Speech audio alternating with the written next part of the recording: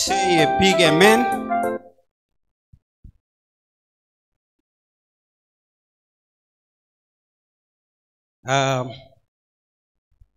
This choir, can we say amen?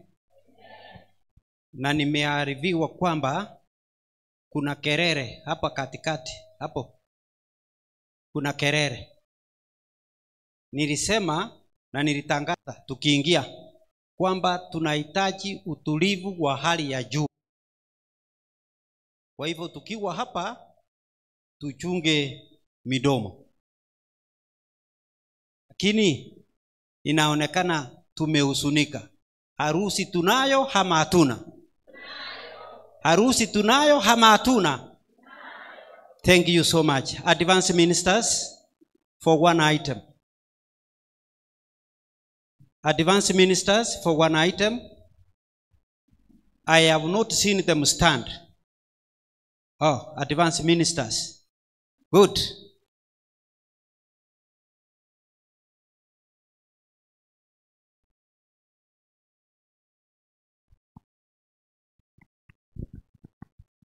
Tufanye haraka.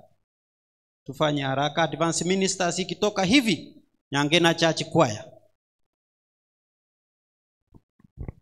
Kumbuka kwaya hii ya Advanced Ministers inaongozwa na nduguye Brian Machora. Ndiye mgeni wa heshima wakiwa pamoja na Ruth. Anayesimama upande wa kushoto hapa mbeleni ni ndugu yake Brian, na yeye ndiye anaongoza kwaya hii. Tunawapa fursa hii ili waweze kutupa kile ambacho wametuandalia kwa nyimbo.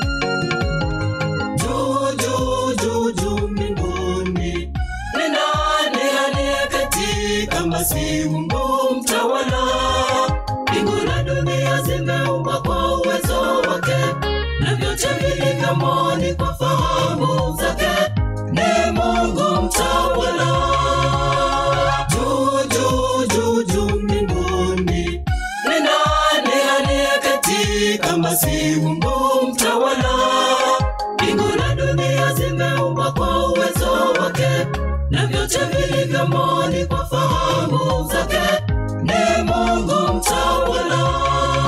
Aliumba wanyama wapendezao, ni Mungu wa ajabu. Binadamu enyi msifuni, astahili sifa. Aliumba wanyama wapendezao, ni Mungu wa ajabu. Binadamu enyi msifuni, astahili sifa.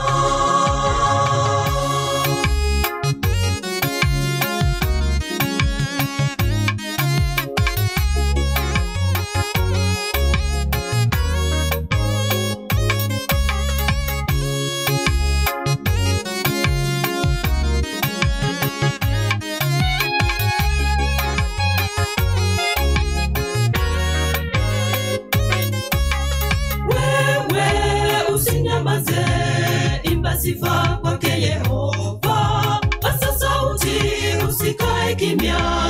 Wewe ungali hai, wewe usinyamaze. Imba sifa kwake Yehova, pasa sauti usikae kimya. Wewe ungali hai. Aliumba wanyama wapendezao, ni Mungu wa ajabu. Binadamu enyi msifuni, astahili sifa. Aliumba wanyama wapendezao, ni Mungu wa ajabu. Binadamu enyi msifuni, astahili sifa.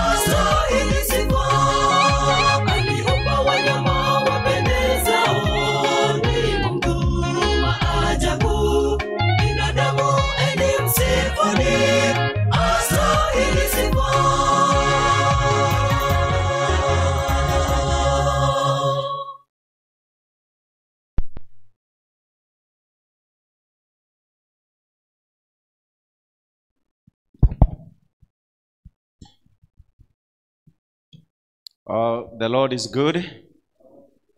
We want to speak glory to our God this morning, because finally the day and the hour is with us when Ruth and Brian shall say, yes, we do in this church. We appreciate all of you who have come for this marriage ceremony. We are asking for cooperation from all of us. We are now set to begin, and therefore I invite each of us to rise up for the word of prayer.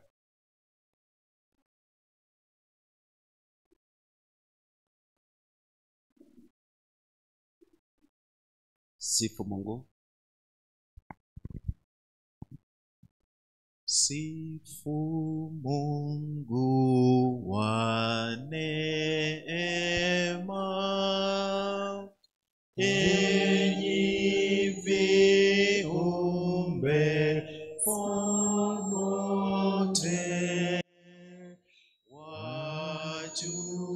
wajuu pia sifuni. Baba, Mwana, naye Roho. Amen.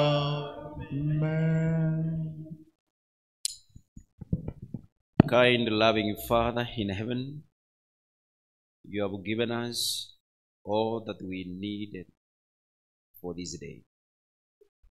We glorify your name, Lord, as we begin this marriage ceremony, that the power of heaven leads every discourse, every activity that will proceed the solemnization of the wedding. We ask, Lord, to be with us. As we begin officially in the church, we invite the presence of the Holy Spirit to lead, so that at the end of this marriage ceremony, heaven and God himself receive glory. For we pray this in Jesus' name. Amen. I want now to ask the matrons in the church. In front here we have two matrons who will be controlling the arrivals of the marching squad and arranging them on how to take positions. I therefore ask you, stand and position yourselves where you are supposed to stand. Matrons from the other side, we are now officially asking you to begin the procession. And as we have agreed, we will take very minimal time in the church so that we are in order and we keep the time. Thank you so much.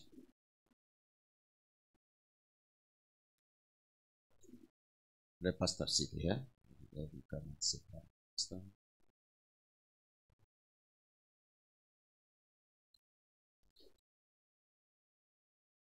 Pastor sit.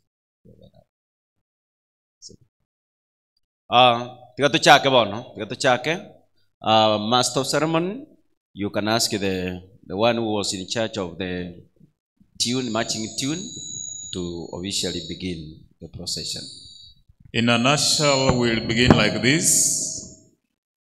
I'll begin with the way openers, where we'll have Stacy Bosibori. Then we'll do the candle girls, Salome, Liz, and Abigail. I'll then call upon the Bible boys, who will be Jeremy Nyabende, Dylan Ondiba, Luz Valat Nyantika Daniel. So, wacheza vinanda, wanavyozidi kujiandaa, huo ndio utakaokuwa mpangilio wa nyinyi kuingia. Tafadhalini, wale walezi wetu, waandae watoto hao kwa njia hiyo, ili tutakapoanza, tuanze bila kusitasita. Lakini mhubiri Enoch, napowaangalia wengi wa wale ambao wamehudhuria sherehe hii, tabasamu ni tele. Lakini kuna ile ambayo ina stand out. Kinaya ni kwamba wale ambao wanaopeana msichana wamefurahia zaidi ya wale ambao wanapokea. Tafadhalini, badilisha nia, badilisha nyuso, mambo iende sambamba. Wacheza vinanda, ninaendelea kuyasema haya, mtakapoangalia hapa mbele, yule ambaye ni mgeni wa heshimiwa, Brian, anaposikia nikitaja hivyo, anainamisha kichwa, kukubali kwamba mambo hayo ni kweli. Yeye mimi huyu. Na yule ambaye askari mlinzi wa karibu, yeye hana jambo, ni kutupa chicho tu. Wacheza vinanda tafadhali, nipe wimbo utakaoongoza vijana hao wawili ambao watatangulia, ambao wanaitwa Way Openers, Bosibori na Stacy, wakiwa wamejiandaa. Naam, tumeanza sasa. Warembo hao wawili,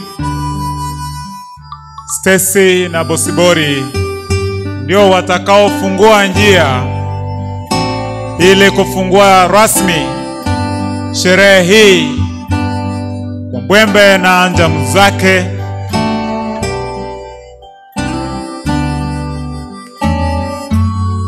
Sasa ninaona wanaongozwa na walezi wetu wanaojulikana hali maarufu naona wamemuamrisha Brian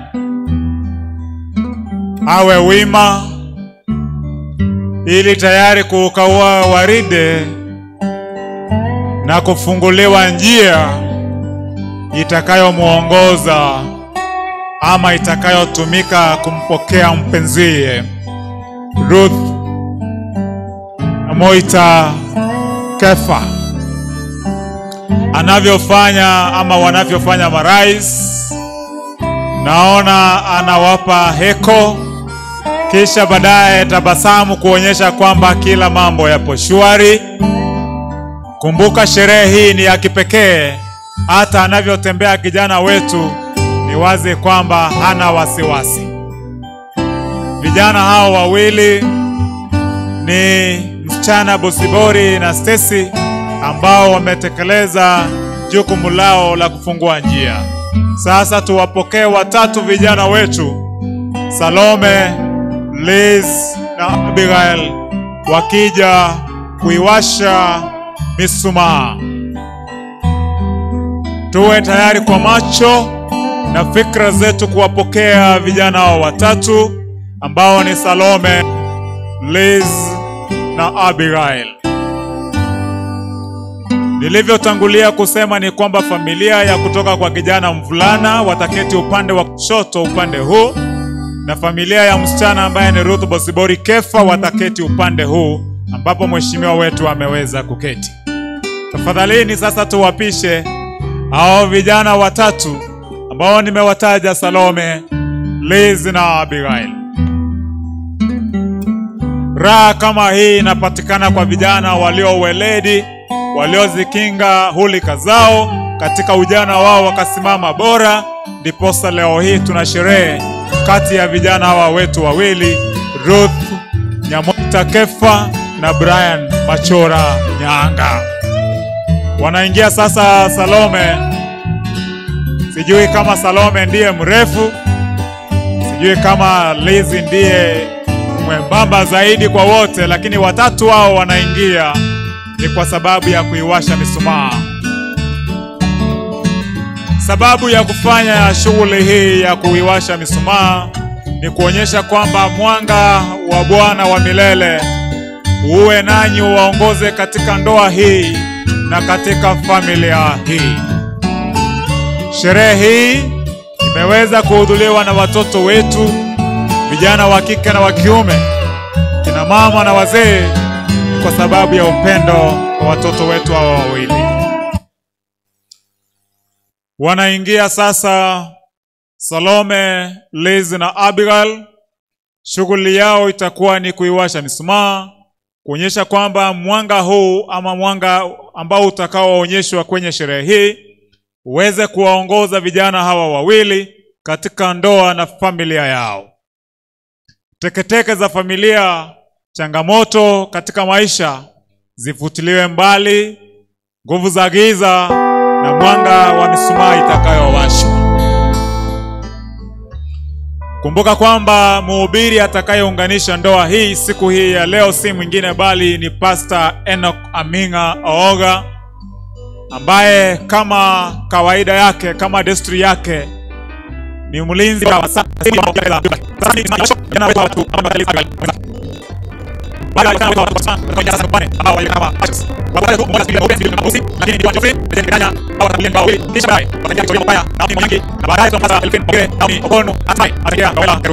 Sasa baada ya kuwasha kama waongozi hao wawili, tunawapokea Joan Geoffrey na Jane Kenyanya. Warembo hao wawili wanajulikana kama wakaribishaji, warembeshaji wa shughuli hii ya harusi hii, na nyuma yao kuna yule anayejulikana kama Victoria Mokaya na Naomi Monyangi. Nyuma ya Victoria na Naomi tunawapata Elfin Mogire na Naomi Okono. Na kama uwezi furahia sherehe ya aina hii, basi unafaa kulazwa hospitalini, ukaongezewe damu, ukaongezewe maji, ili uliwaze mwili wako, maana sherehe hii kama kawaida ni sherehe ya furaha, ama kweli wanavyosema Waswahili, bashasha isiyokuwa na kifani. Ndio maana unawaona hawa 7 warembo. Tabasamu zao zinasema wazi kwamba sherehe hii kweli ni ya raha tele. Wanapokezwa viti wakiambiwa karibu.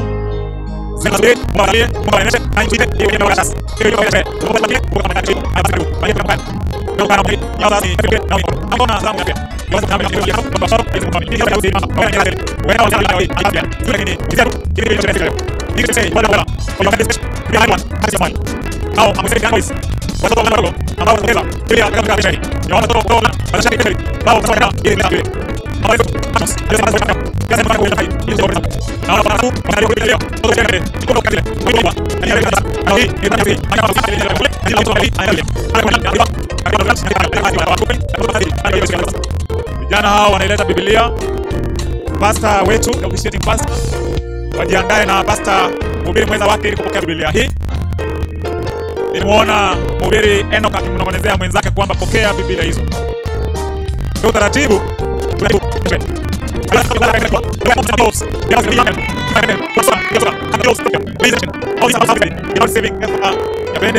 kuwa ni misoka, ni madiba misoka. Watoto hawa ukiwachunguza vizuri kwa sura zao, au gojei au subiri kuambia kwamba hawa ni ndugu, maana wanakaa photocopies. Wametupokeza tusirushe mahali watu wasikimu wameketi peke yao, watapata peke yao. Rusha hata mahali watu wakitutu masaba wako, hata upande wa sikimu pia rusha. Nimeona wakihitaji watoto hao wetu. Huyo mtoto ambaye amebeba mwafuli anajulikana kama Libra. Hao wanaozirusha peremende ni Chantel Nyaboke, Chantel na Angel. Sasa Angel murushe mpaka ifike hapa tafadhali. Nimeona hata elders wakihitaji kurushiwa, musirushe mumalize. Elder Ontere pia anahitaji, murushe ifike kwake. Sijui kama pastor wetu, the officiating pastor, pia anahitaji tamtamu. Rusha kwa Madam Dora, maana Madam Dora akipata, pastor amepata. Thank you very much. Kwenye kusanyiko hili nimegundua kwamba watu wanapenda vitamu. Haya, rusha mahali mheshimiwa wako. Haya, watu wasikimu mmepata mingi. Sasa rusha upande wa kamera. Haya, zimeisha, tutanunua zingine. Asanteni sana. Huyo ni Libra, lakini mlisahau elders. Tukifika kwa keki mkumbuke elders tafadhali. Walezi wetu, nifahamishe ni wagani wanaingia sasa, maana wengi wa watoto wetu wamefanya sehemu yao. Huyu anayerusha peremende amerusha sana skimu. Wewe rusha upande wa kamera pia. Hata wao wamekubali, wamepata nyingi. Kila mtu amepata. Tafadhali, kuna mwenye ameinua mkono amesema kindanyora. Haya, thank you. Sasa wanaingia. Sasa wako tayari kuingia. The bridesmaids. The bridesmaids are set to come. Ladies and gentlemen, I now request you to observe calmness, observe silence as we receive the bridesmaids. Naona wanajiandaa na tupo ndani wakati tuliopewa. Tafadhalini, wanazidi kufanya mazoezi kama wanavyofanya wanajeshi wa nchi yoyote. Naona zile peremende zimefika hapa mbele, na sisi tumeletewa zile speciali. Sijui kama umepata tropical. Hii harusi ni ajabu kweli. Mukaamua mukaleta tropical, ama sisi ni cool kids. Haya basi, muziki umebadilika, hata mimi nitapata. Nisingeangalia nyuma singepata, lakini nimepata. Wimbo ndio huu utakaokaribisha wale wasichana wetu. Sikiza wimbo. Sikiza wimbo.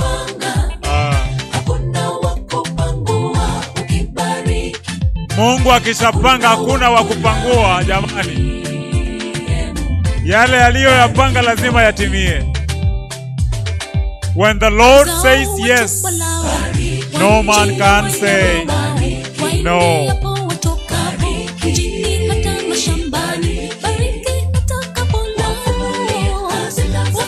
Haya, huyo anayeingia wa kwanza ni mtaje jina. Aja ni mseme jina. Anajulikana kama Faith Omariba. Huyo kijana wa kiume anaitwa Brian Alfred. Brian, kidogo tabasamu yako imefifia jamani. Haya, hapo sawa.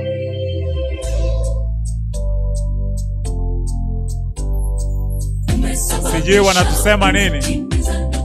Mungu akishapanga mipango yake ipanguke. Mipango yake ni ya kutimia. Ndio maana leo hii sisi sote tuko hapa kwa mustakabali mmoja wa kupokea harusi hii. Faith, huyo mtu amekurenga sana, tafadhali. Hiyo tabasamu inahitajika kwa picha, ili hata kanda ya video itakapotokea Brian na Ruth waifurahie. Ninafurahia walezi wetu ambao ni matrons walivyowapanga vijana wetu, maana kanisa letu la Kiadventista lina njia ya kufanya mambo yake. Wa kuiga mfano, muige kwa mfano huu wa leo. Mwendo taratibu, mwendo aste, usiokuwa na bugudha. Wamebadilisha mkono. Brian ameambiwa kwamba upande wa vijana wa kiume ni hapa na upande wa wasichana ni upande huu. Wanaingia sasa Vera Amenya na Justin. Justin ana jina moja tu, ana umaskini wa jina, maana jina lake ni moja tu. Huyo kijana ako na umaskini wa jina, lakini ana umaskini wa tabasamu.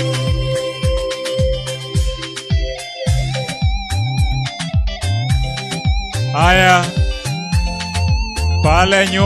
pale nyuma ninawaona wakijiandaa Daphne Nyambati na Job Otete. Wewe Justin ukaamua kwamba utupe jina moja, lazima tutajua kwenu. Na ujue kuna sherehe mbili muhimu katika maisha ambazo zinafanya watu kujua kwenu. Moja ni harusi, ya pili ni kifo. Sasa ni wewe ufanye uchaguzi, ni sherehe gani ambayo itafanya watu wajue kwenu. Unaweza kufanya kazi dunia hii yote, lakini ile siku utafanya harusi, wengi watajua kwenu. Na vile vile ile siku utakufa ama utaiaga dunia hii, lazima pia watu wajue kwenu. Wanaingia vijana wetu Vera Amenya na Justin. Nyuma pale namuona mwanafunzi wangu Daphne Nyambati na Job Otete. Kidogo mmoja ni wa miraba minne. Taratibu zao zinaonyesha kwamba kweli siku hii walikuwa wameisubiria.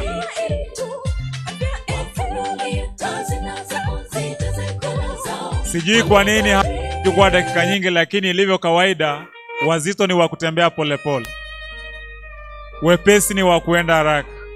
Sasa Daphne, usimchukue haraka sana, maana muda upo, kinanda kimekoma kazi.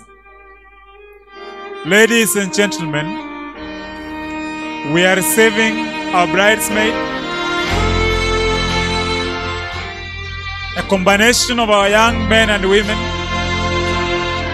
who were requested by the bride and the groom to grace this very auspicious occasion of a lifetime mark, a holy ceremony, the wedding between Brian Machora Nyanga and Ruth Nyamoita Kefa. Anaingia Daphne na Utete Job. Pale nyuma kuna Abi Gesare na Albert Kayo. Albert Kayo ni macho ine, ameaibika kidogo lakini vumilia tu. Ni kazi ya mwendeshaji sherehe, lazima akutaje unavyoonekana. Sijui ulificha macho kwa sababu wewe ni mwoga, lakini haukai mwoga. Haya, wanaingia Abi Gesare na Albert Kayo. Wanazidi kujiandaa Lilian Machora, sijui ni dadake Brian, wakiwa na Maxwell Aberi.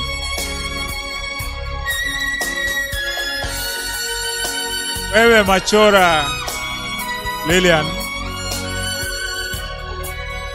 mwambie atembee haraka kidogo, maana walio mbele yenu wameenda haraka kidogo. Abi Gesare na Kayo Albert ndio sasa walio mbele. Naona yule Machora Lilian wameshaanza mwendo wao hapa mbeleni. Nimeona Brian akitikiza kichwa akisema muko sawa, amekubali. Najua huyu ndiye rais wa siku ya leo. Akisema waride ni bofu, sisi hatuna budi. Lakini amekitikiza kichwa akasema mambo yako sawa. Mheshimiwa Brian, wanaopita mawinguni sasa ni amri jeshi watoto wetu wa Nyangena, wakionyesha uweledi wao wa kutabasamu na mafunzo katika amri jeshi ya kanisa hili, na wanaitikia kwamba saluti hii ya siku ya leo ni ya kutia kumbukumbu katika nyoyo zenu. Si wewe tu, bali wewe na mpenziwe Ruth Nyamoita Kefa. Hata alipo Ruth wakati kama huu, sauti hii inampata kwa ustadi. Wazi kwamba sherehe ilipangwa ikapangika. Wewe Lilian, hakikisha tabasamu iko kwa kanda ya video hii. Lakini wewe Maxwell umekuwa serious sana. Haya sasa, hapo sawa. Aliye nyuma yao ni Naomi Nyang'au na Mackenzie. Wewe Mackenzie ni kijana wa kiume aliye na mwanya pale. Ameficha mwanya wake, lakini nimemtaja ndiye huyo, na aliye upande huu ni kijana wa kike ambaye nimemtaja kwamba anaitwa Naomi Nyang'au. Wao tutawasamehe hata wakichukua sekunde zaidi kidogo. Mnaona kwamba Lilian ni mzito. Hata huyu Mackenzie si mwepesi sana. Ndio wanaingia sasa. Asante kwa kukuitikia mwito wa kuifanya sherehe hii iwe ya kufana. Nyuma pale anazidi kujiandaa Beatrice Ongera na Cyrus Momanyi. Cyrus ananusa maua kuhakikisha kwamba ndiyo hayo.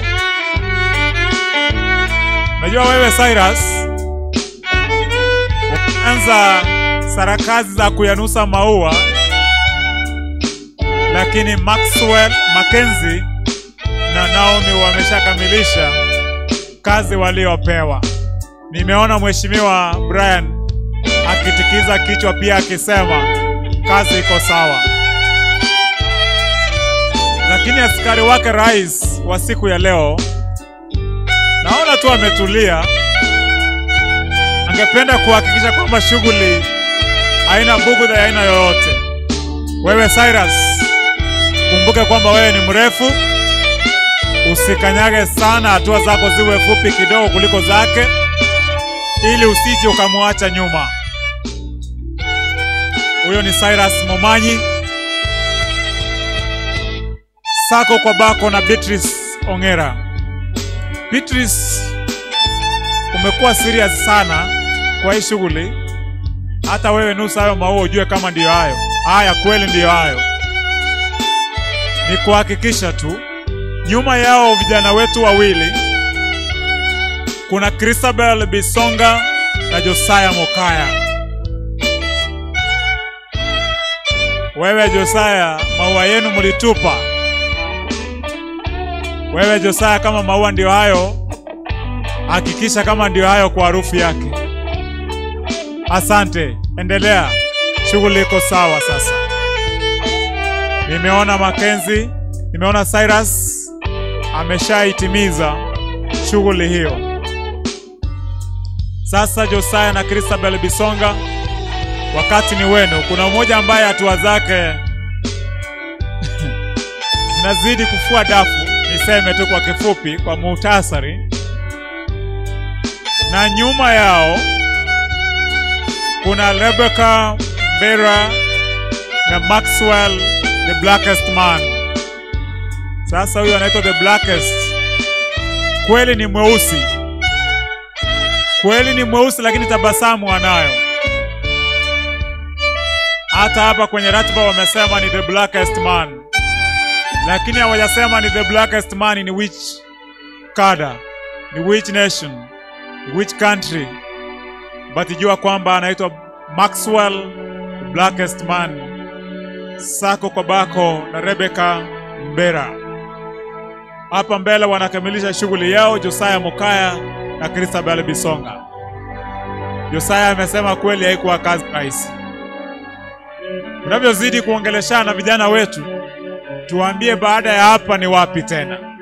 Sisi tuko tayari. Masaa 24/7. Zungumziana tu. The Blackest Man Maxwell na Rebecca. Sasa nyuma pale wanaingia Gillian. Sasa Gillian na Lucas Ombui. Sasa hawa watu wawili, Gillian confirm kwa kunusa maua nijue Gillian ni nani. Haya, Gillian ni vijana wetu wa kike na Lucas Ombui ni kijana wetu wa kiume aliyekula akashiba. The Blackest Man behind you is the guy. Huyo lazima anatoka skimu. Wewe Lucas, lazima unatoka mahali nimekula leo asubuhi, kule skimu. Wewe the Blackest Man, you are too serious. Wewe ni askari. Aya, thank you very much. You made this nice. Wanamaliza shughuli hii wakiwa pamoja na Rebecca Mbera. Wewe Rebecca, hebu mpatie maua confirm. Mpatie maua confirm. Aya, mwambie aende upande wake sasa. Mwambie vijana ni upande huu, vijana wa kiume upande huu, vijana wa kike upande huu. Pastor Enoch, wanaomaliza shughuli hii ya vijana wetu ni Gillian, vijana wa kike, na Lucas Ombui, vijana wa kiume, wakitamatisha shughuli hii. Ninavyowaona hawa, waliambiwa nyinyi ndio mtakao maliza, maana nyuso zenu ziko na upole fulani. Hawana mbio. Asanteni sana vijana wetu. Mungu awabariki. Wote walio na mipango kama hii, ifue dafu. Isifue mchanga. Ifue dafu. Wewe Josiah, na kuangalia sana. Wewe Mackenzie, usiangalie nyuma. Na waangalia sana. Mtuambie ni wapi next. Tupatie ishara na sisi tutaitikia. Ladies and gentlemen, I'm now receiving the last lot. A pair of young men, a young man and young lady, Gillian and Ombui Lucas, summing up the marching squad for our brother and sister Brian and Ruth. Wanaoingia sasa ni vijana wetu wawili, wasichana wetu wawili ambao ningependa kutaja majina yao, na ninaamini kwamba kwa hao vijana wetu watoto wadogo wanatangazo ambalo wangependa kulifanya. Sasa tunyamazishe kinanda tafadhali. Wacheza vinanda wetu, wacheza vinanda wetu, wacheza vinanda wetu tafadhali. Hawanisikizi hao. Wausimamishe muziki sasa. Zima muziki. Tafadhali, mnapofanya kazi hiyo hapo juu lazima mtegee amri. Silence. Ladies and gentlemen, I now call for silence.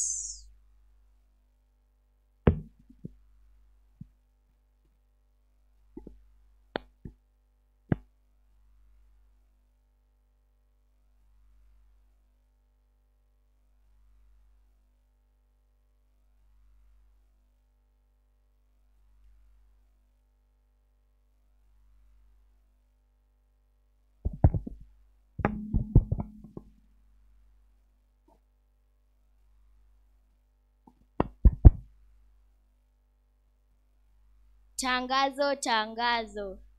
Brian, kwa tayari. Ruth anakuja.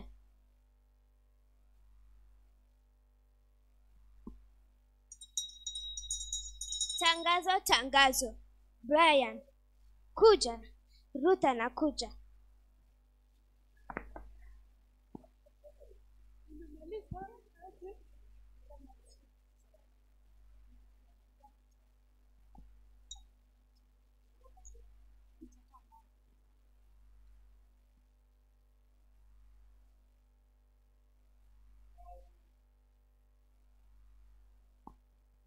Ladies and gentlemen, the moment that was long awaited is now here with us. We are now receiving the best pair, that is the best man, the best lady. These two will make the stage, will make the way for the bride and the groom. The two will set pace, will give signal for Ruth and bride.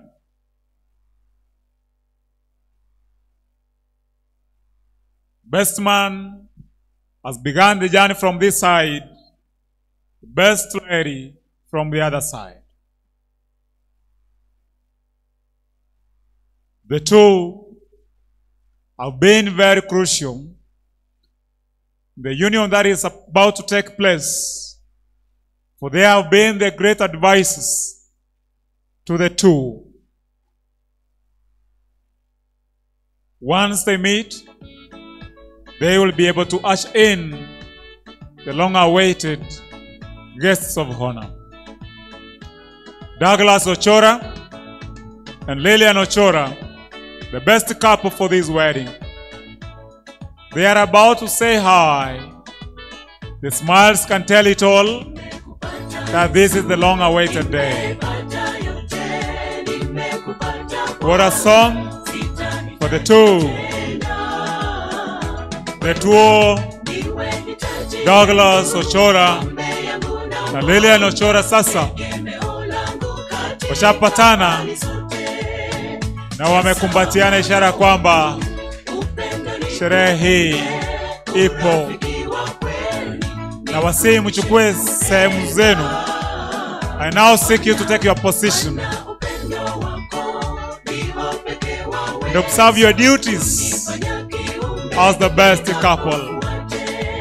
Ladies and gentlemen, in a second of a flash, the long-awaited moment we'll be having. The great man Brian Machora Nyanga, the great lady Ruth Nyamoita Kefa,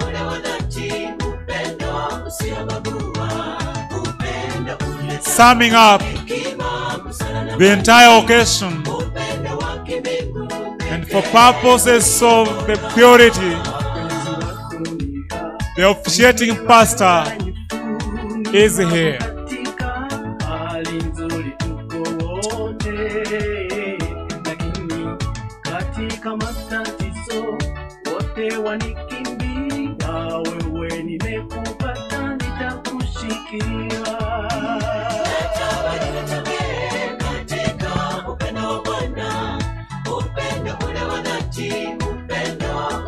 Wow. Don't you like it? Look at this. Yasai bolenya tora akora, airengera ligokora. Ma.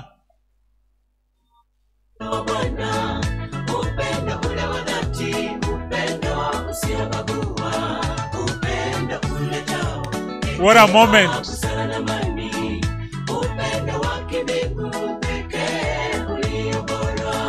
Hii clip is a trend. Wewe Mackenzie, mambo ni kama haya. Mongi na weyanie wete vya. I'm now asking everybody to be upstanding. Kila mmoja simame juu kwa heshima ya maruzi. You remain standing until I tell you to sit down. All of us be upstanding. If it impresses you to sing together with them, you can do so. Sasa wasasi wa Ruth, naomba mtembe mbele na msichana. Bi harusi leo sio msichana, bali ni bi harusi. Naomba bwana harusi na yeye aanze kuteremuka chini na wasasi wake, wamulete pore pore. Harusi tamu.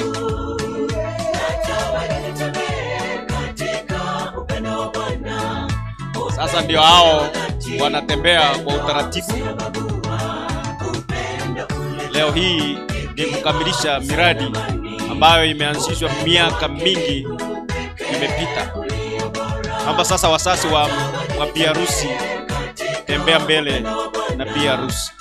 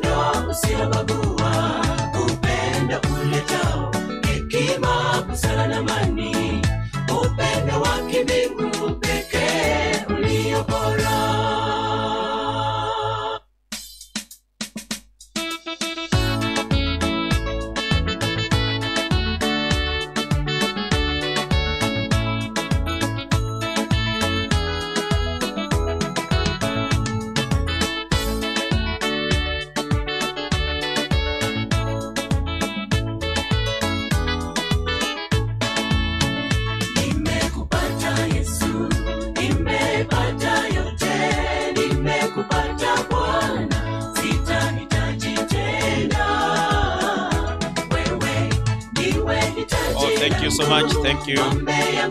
Thank you. Thank you. God bless you. The Lord is good. Are you happy with this wedding? Can I see everybody who is happy to raise their hand? Can I see a hallelujah? I'm now asking the Father Truth to walk forward. The Father to Brian, walk forward, and you meet there. You know the people who have made this thing possible. You accept it. Give each other the respect and honor. Wonderful, wonderful. Thank you. God bless you. Thank you so much. Can you return it to your respective positions? Allow me to ask Mama Ruth atembee mbele. Mama Brian atembee. Ndio walezi wa hawa watoto. Siku ya leo Pokeshana heshima. Amen. Mmoja ni msitu sana na mwingine ni mwepesi, lakini wote ni wasasi walezi. Sio mmefurahia sana? This is very good. God bless you. God bless you. God bless you. Thank you so much. Sasa mnaweza rejea mahali mlikuwa. Hebu niulize sasa, bwana baba Brian aende mpaka kule amsalimie mama Kolera, mpaka mahali alipo. Mupe heshima zake. Amen. Amen. Amen. That's good. It's wonderful. Thank you. God bless you. God bless you. Return to where you came from. Teresa, naomba sasa utembee kwa utaratibu, umpokeze heshima Kolera. Tarigo suka uko na bako. Ikiara na yogogete. Gose bano tariyo mongino mwisi mumuroko goga. Ndo cha Bible bali mbono baja ikogoka kirese babete. That's good. Allow me now do what is called legal. And when I'm doing a legal part, Brian, take it very seriously. Our youths have frustrated us in the past.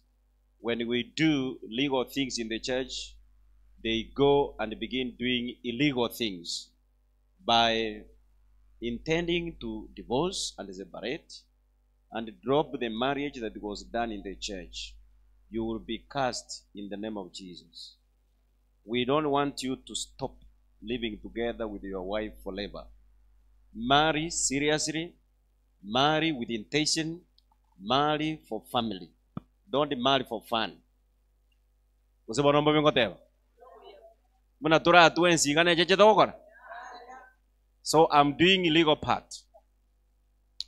The legal part that I'm doing is for the parents of the maid. And you raise your hand when I ask this question. Who and who is presenting this beautiful lady by the name Ruth to be officially married in the church to Brian? If you are there, you consent by raising your right hands. Do it well, Mama. When you do like this, you are not consenting. This is legal. Thank you. You have seen they have done it legally, and may your hand remain up forever. That we said it in the church.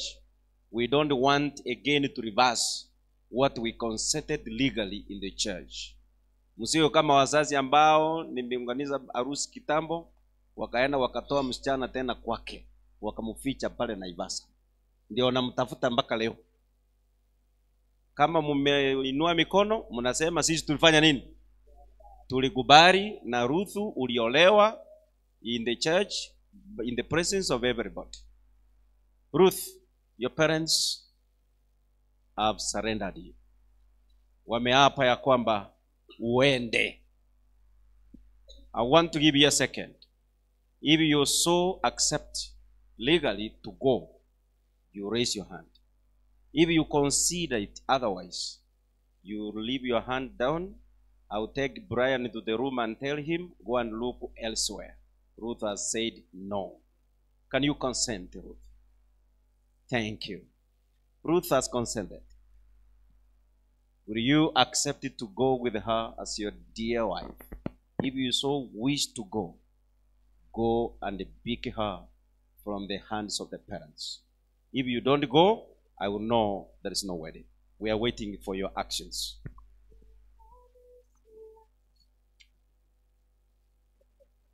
Didn't promise me a home.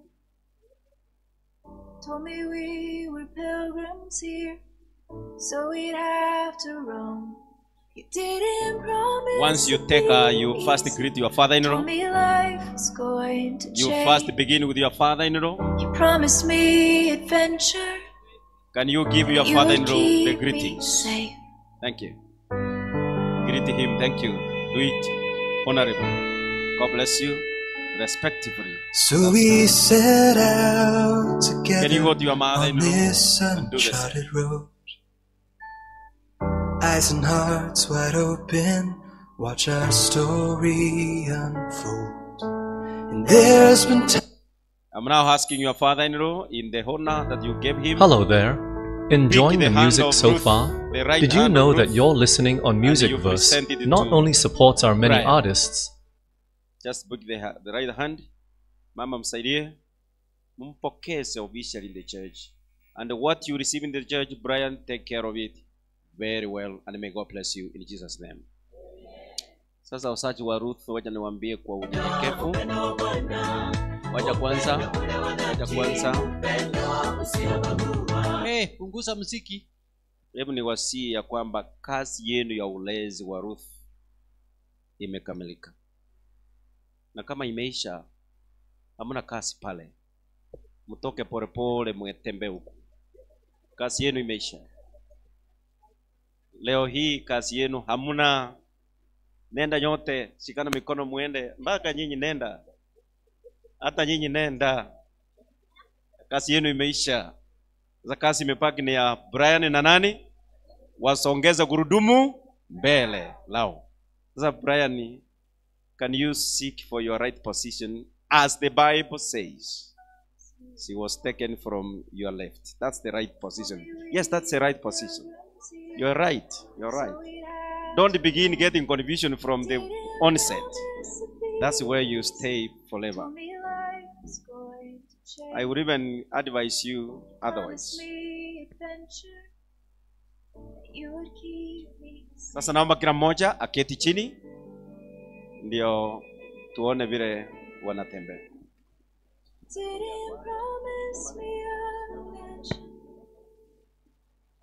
Didn't promise me a home. Told me we were pilgrims here, so we'd have to roam. You didn't promise it'd be easy. Told me life was going to change. You promised me adventure, that you would keep me safe.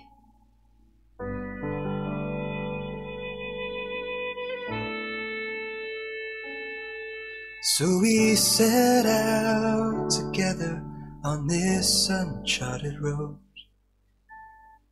Eyes and hearts wide open, watch our story unfold. And there's been times of laughter, times of agony and pain. But baby, let me tell you this, there's nothing that I'd change. 'Cause we're Brian sasa. together, good together. Not a single thing I'd trade, not for one single day. We're together, better together. Face the world, you and I, hand in hand and side by side. We're staying together. So here's to memories gone by and one still up ahead. Here's to our commitment, keeping the vows we've pledged. Here's to the adventure of God and you and I. Wouldn't trade it for a single thing. Let me tell you why. 'Cause we're together, good together. We do not always agree, but differences make us complete. We're together, better.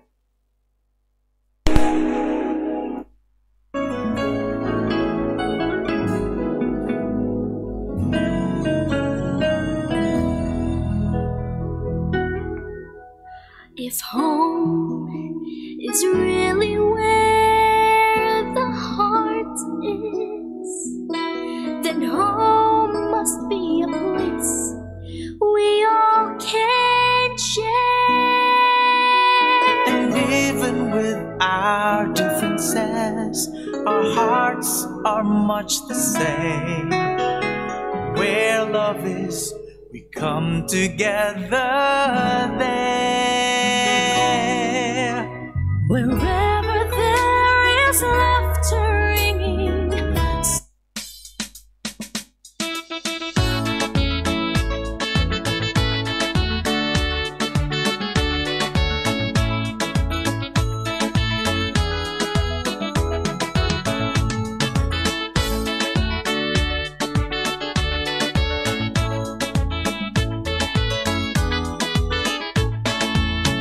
Nimekupata Yesu, nimepata yote, nimekupata Bwana, sitahitaji tena. Wewe ndiwe hitaji langu, ngombe yangu na mwamba, tegemeo langu katika hali zote. Jaza moyo wangu upendo, nikupende, urafiki wa kweli nifundishe kupenda. Bwana, maana upendo wako ndio pekee waweza kunifanya kiumbe kipya nikakufuate. Natamani nitembee katika upendo wa Bwana, upendo ule wa dhati, upendo usiobagua, upendo uletao hekima, busara na amani, upendo wa kimbingu pekee ulio bora. Natamani nitembee katika upendo wa Bwana, upendo ule wa dhati, upendo usiobagua, upendo uletao hekima, busara na amani, upendo wa kimbingu pekee ulio bora. Wapenzi wa dunia wengi wadanganyifu, ni wapo katika hali nzuri, tuko wote, lakini katika matatizo wote wanikimbia. Wewe nimekupata, nitakushikilia. Natamani nitembee katika upendo wa Bwana, upendo ule wa dhati, upendo usiobagua, upendo uletao hekima, busara na amani, upendo wa kimbingu pekee ulio bora. Natamani nitembee katika upendo wa Bwana, upendo ule wa dhati, upendo usiobagua, upendo uletao hekima, busara na amani, upendo wa kimbingu pekee ulio bora.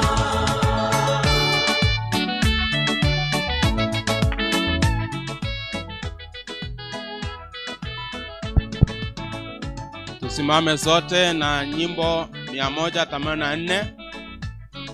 184. Vitu vyote ni sawa. Fungo la kwanza na chorus pekee. Twende. Vitu vyote ni sawa panapo pendo, kila sauti tamu panapo pendo,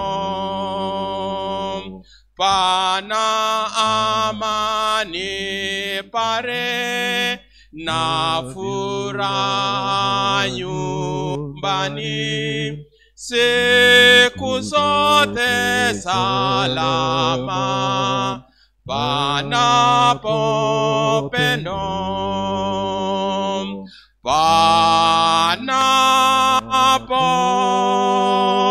panapo upendo, siku zote salama panapo pendo.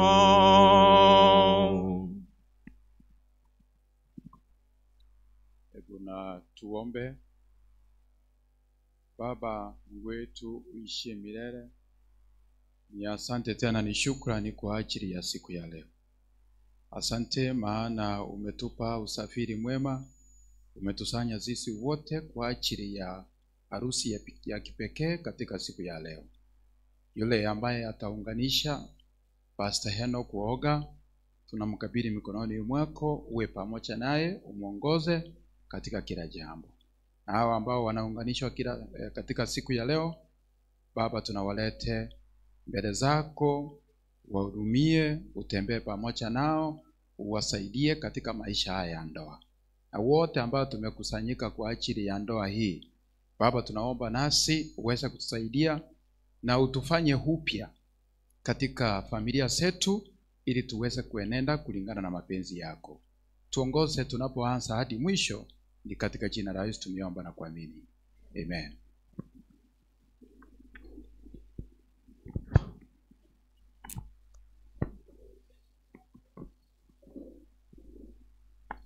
Na wasalimu nyote, hamjambo.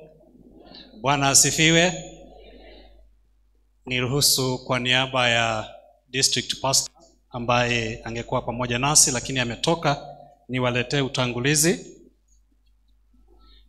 utangulizi jinsi ambavyo inafuata. Before nianze, vyumba vya usafi, wanaume wote mtapita upande huu, muingie hapa nyuma. Our ladies mtapitia kwa mlango huo, mnapita paka hapa nyuma, so tusigongane. All gents this direction, and then our ladies this direction, mnapita pale that side. So Bwana asifiwe tena. Najaribu kuona wenye wako na furaha. Bwana asifiwe.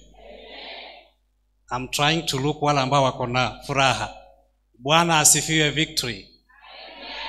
Moyo. Bwana asifiwe Moturumes. Alisinoro. Ayo.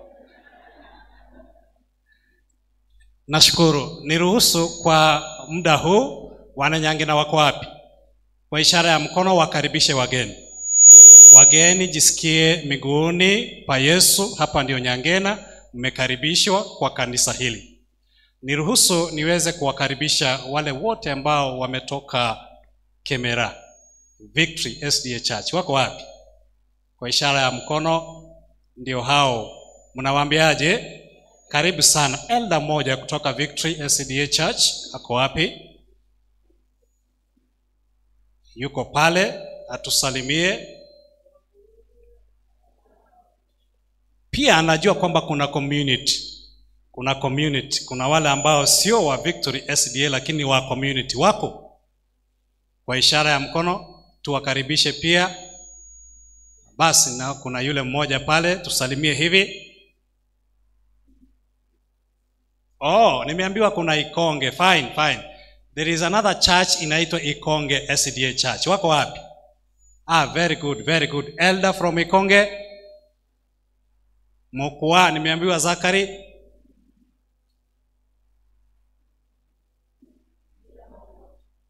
Very good.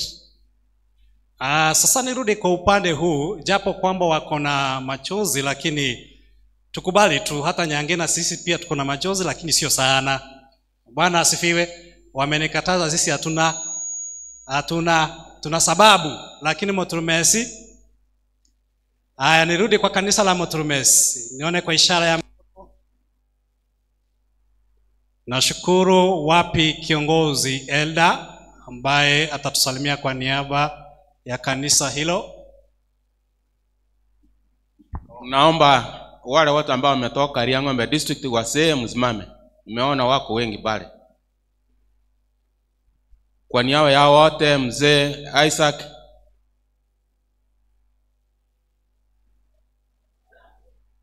Thank you so much. Amemaliza hiyo sehemu ya kutoka Moturumesi. Niruhusu pia niweze kuwaleta wazazi from the bride groom. Hebu msimame. The bride groom, the parents. The bride groom. Haya, tusalimie. Very good, kubali salamu hizo. Parents from the bride side.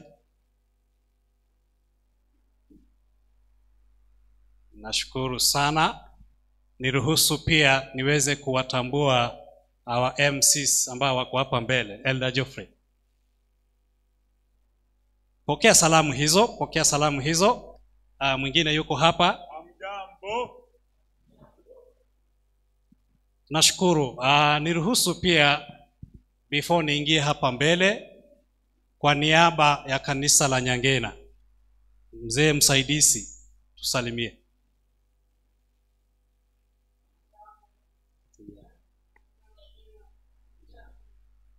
Kuna kundi ambalo tunalisubiri. Kuna kundi linatoka kanisa la Isinet.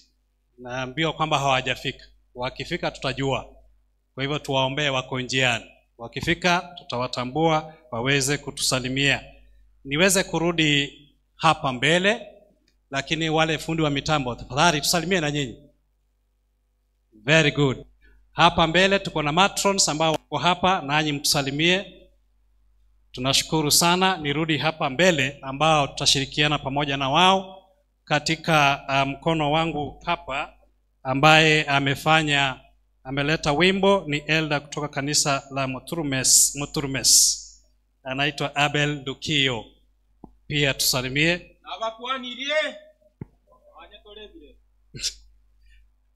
Nashukuru. Ambaye pia anafanya translation ni elder kutoka kanisa la Victory, ambaye ni elder rafiki yangu Dominic Bosire. Nashukuru. Ambaye pia alifanya ombi kuu ni pastor wa wilaya Riang'ombe. Yes, pastor wa wilaya ya Riang'ombe, tusalimie. Japo kwamba ako na machungo, lakini wacha tusalimie. Na wasalimu wa mjambo, ni Pastor Henry Nyandega. Asante. Asante. Ambaye atakuwa anaendelea kutoka hapa mpaka mwisho anaitwa Pastor Enoch Ooga. Wangapi wanamkaribisha pia katika ibada hii? Karibu sana, na ibada iweze kuendelea jinsi ambavyo inapangwa.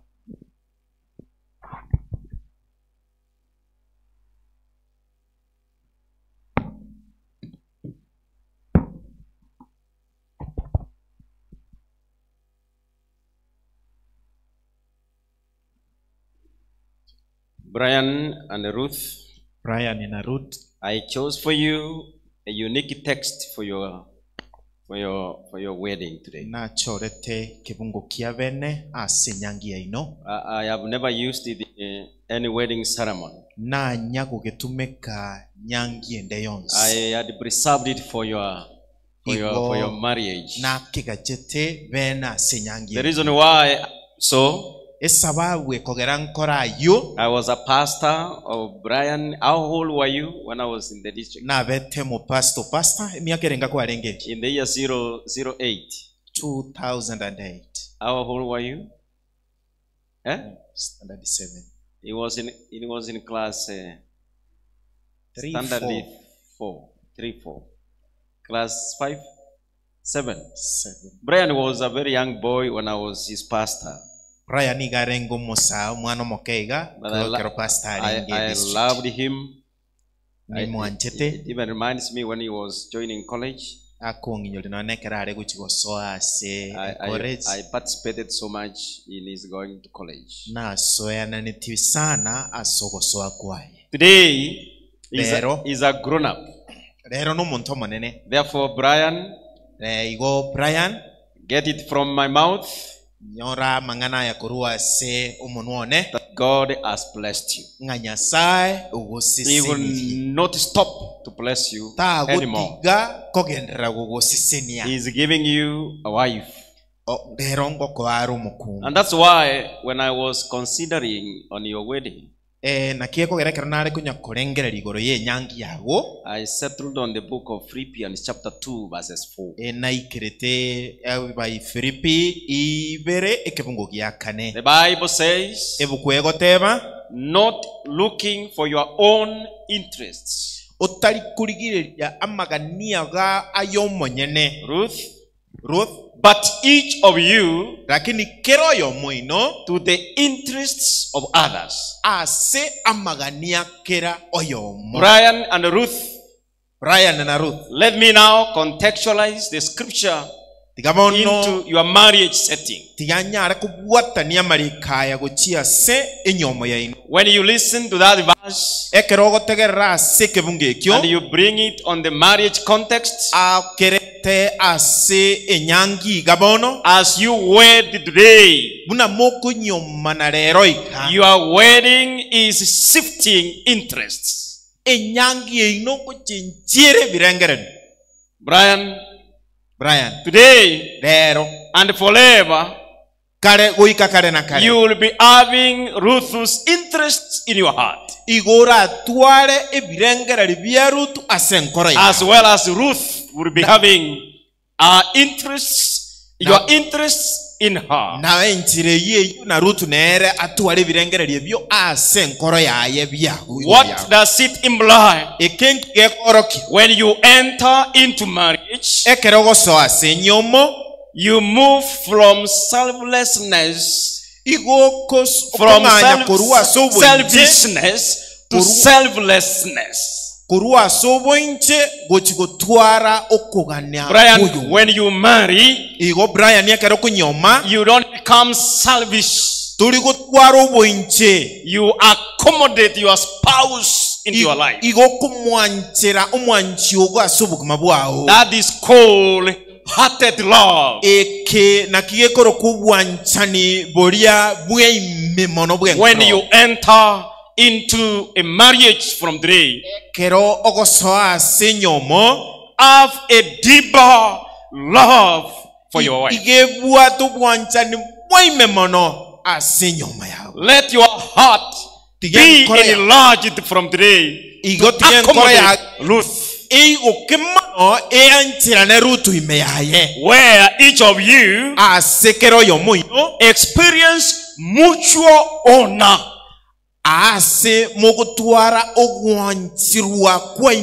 When both spouses put each other first, they reflect the unity and sacrificial love of Jesus Christ. When you set your marriage on this pace, it creates a deeper emotional bond and prevents divisions. I saw you the way you are marching. I was reflecting it. How I wish that after this, your relationship deepens even the more.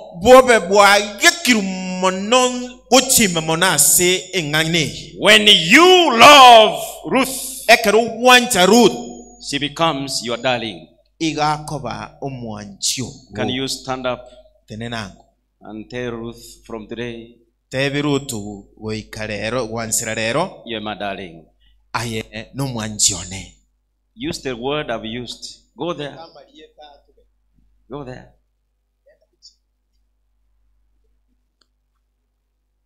From today, Ruth, from today, you are my darling, my sweet dad. I want you now to continue preaching Ruth. Tell her this. I have shifted my interests. Sweet darling, I have shifted my interest. You will be part of my heart. Ruth, can you stand up? Can you accept that? Tell Brian, equally, I have buried my personal interests. I have buried my personal interests. I will uplift your interests. I will uplift your interests in my heart. In my heart. Can you embrace one another then? Embrace one another in those interests. Bury your personal interests.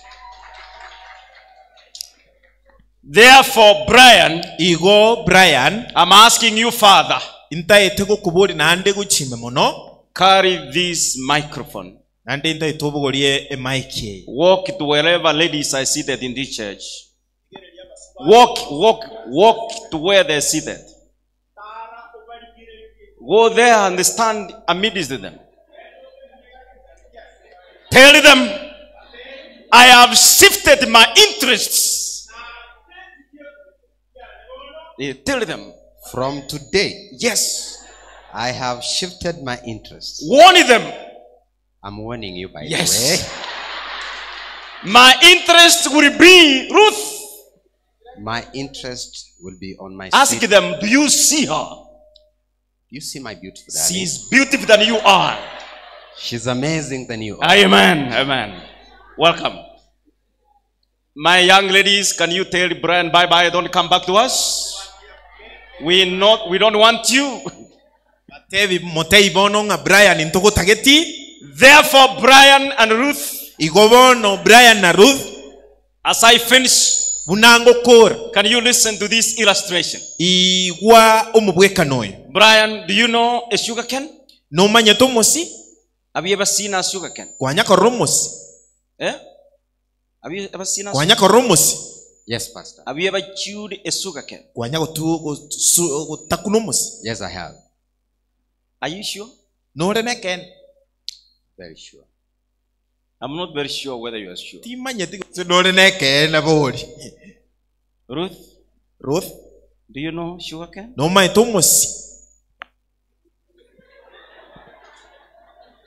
Brian, today,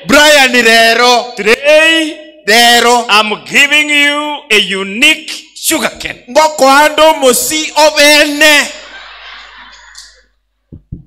Listen to what it says.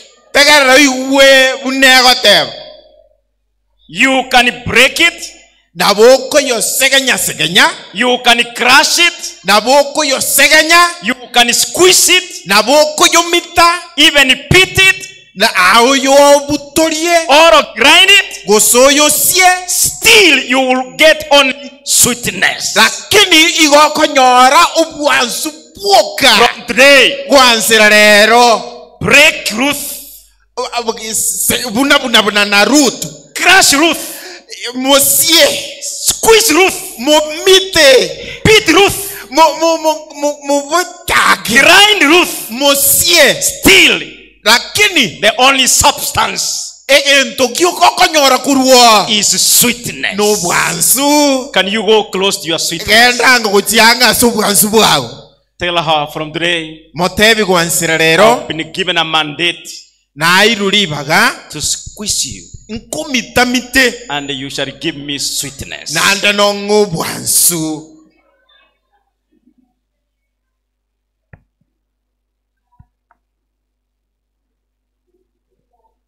Can you do it quickly? Because I want to finish. Leave that net if it is disturbing us. Brian, do it in a second. I've been given you a sugar cane. Sweet darling, today on 20th April 2025, you have been given to me as sugar cane. And the only thing I see in you,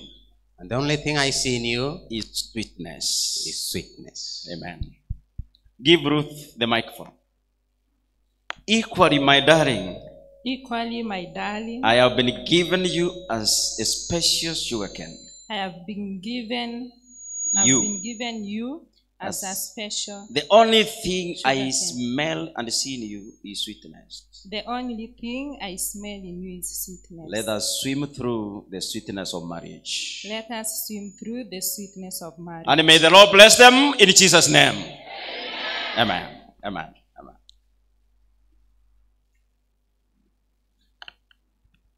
Brian, can you unveil Ruth and tell us whether she's the sweetness you have been given?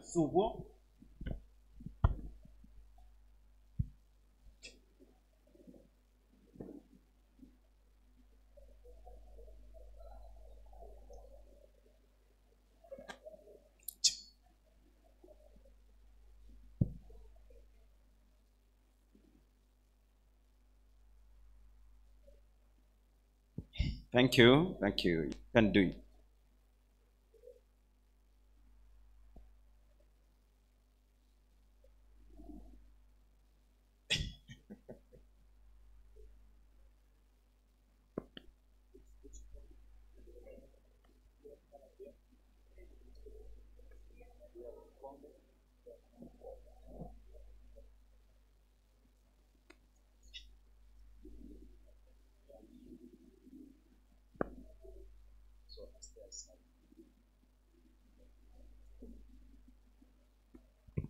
Now, wapendwa, kwaya ya Ikonge muwe tayari.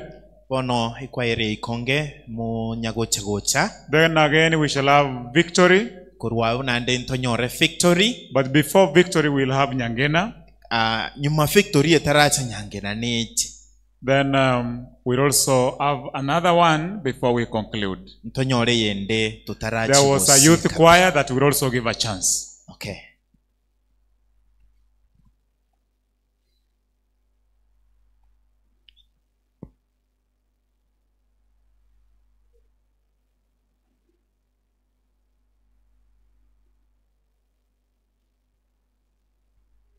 Wonderful, wonderful. Ultimately, final. Yapi. Brian, let me ask you the Brian, last question that you confirmed was, do you confirm to yourself that Ruth, the one that you have unfailed, is the sweetness you have been waiting for? If so, say yes, Pastor. Yes, Pastor, I do confirm that she's the one. Amen. Amen. Because you have confirmed, I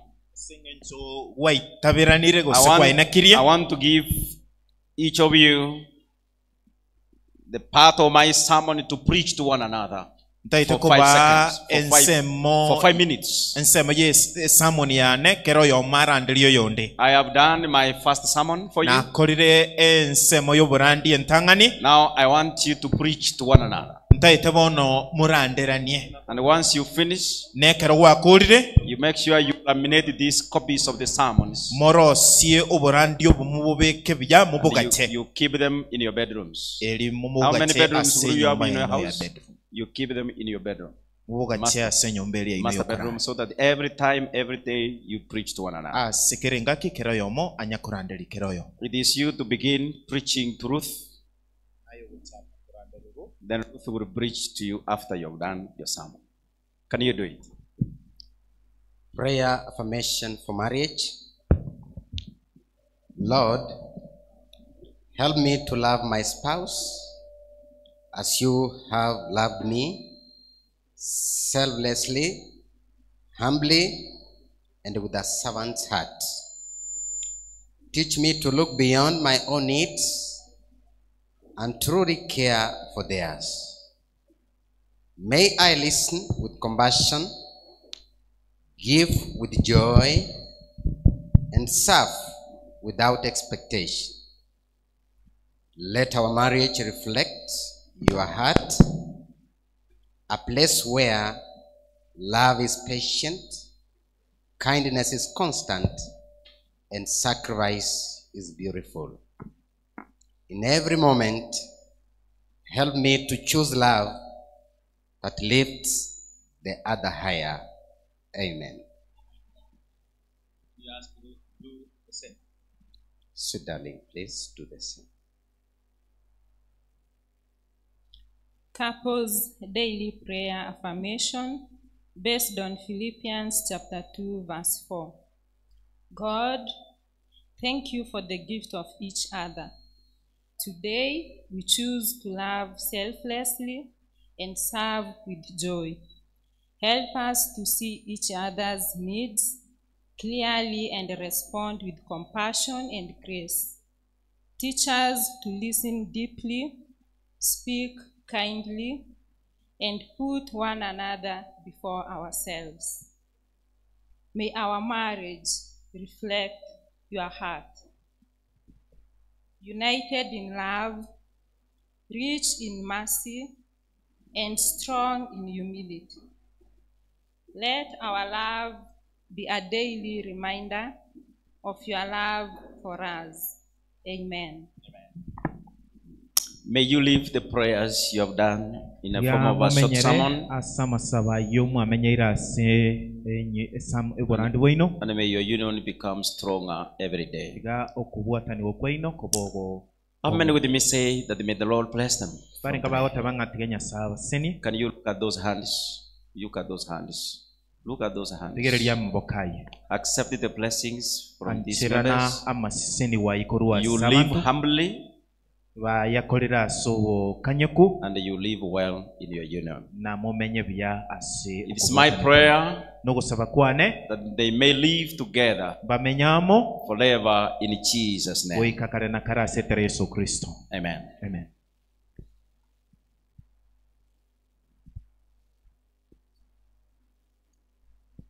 Brian, I want you to say the following after me. I, your name. I, Brian Nyanga Machora. Today,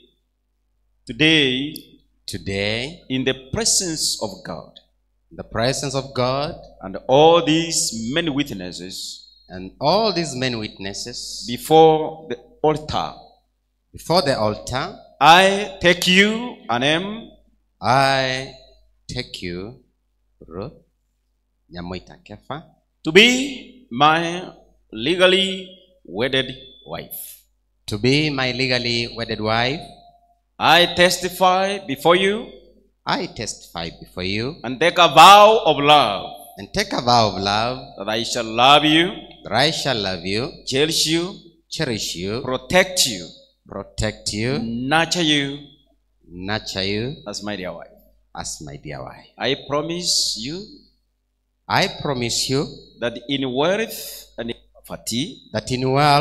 and in poverty. In sickness and in health. I shall hold your hand. And walk with you to the destiny of our marriage.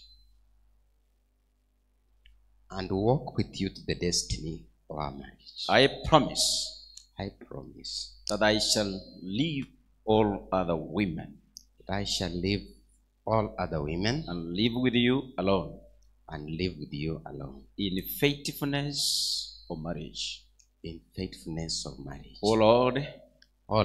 Ask me to fulfill this vow of love. My dear, do you accept it? My dear Ruth, do you accept it? Yes, I do. Amen. Give her the mic. Use the left hand to hold the mic as the right hand is joined to the right hand of your spouse. Equally, I, Ruth Nyamoita Kefa, take you, Brian Nyanga Machora, as my dear wedded husband. I promise you, before God, and all these many witnesses, and before all these many witnesses, and before the presence of my parents, that I shall respect you, obey you, serve you, walk with you in all circumstances of life. I promise you that I shall leave all other men and get stuck into your love. I promise faithfulness until when my heart shall stop pumping blood. Oh, help me, God. This is my solemn vow to you. Do you humbly accept it?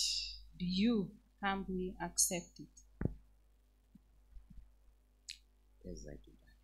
Amen. Can you move backward? Can you move steps backward?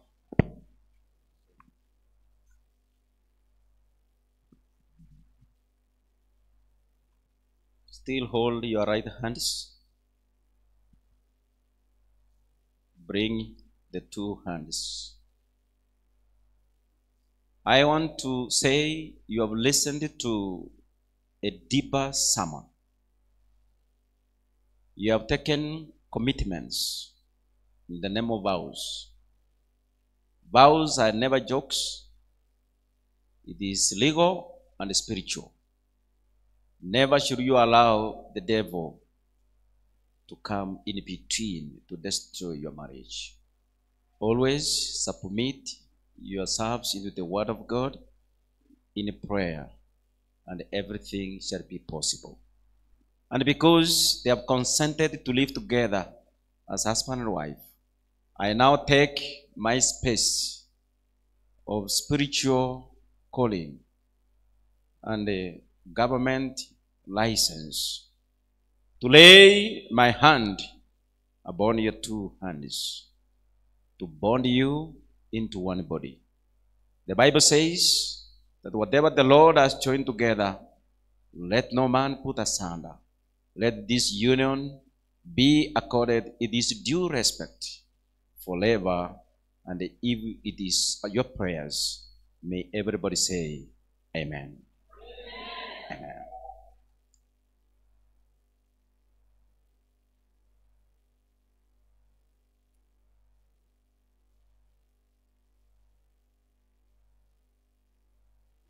Kneel down. You can kneel down. If this is difficult, she can still kneel down without it. Kneel down, kneel down.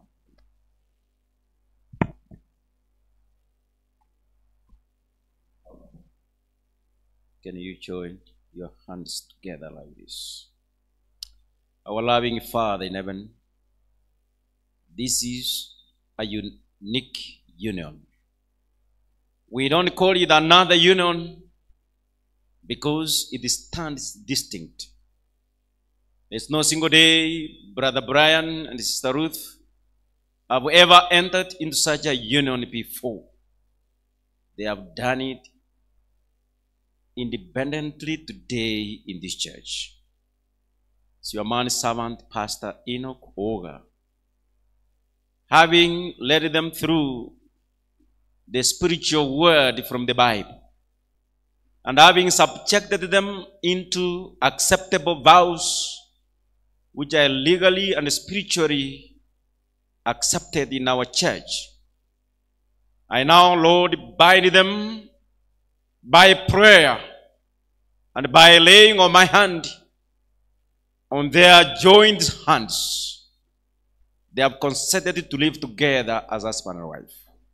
My loving Father in heaven, I now at this moment ask heaven to open its gates and doors to shower them with the power that goes beyond the power of the evil one on this earth.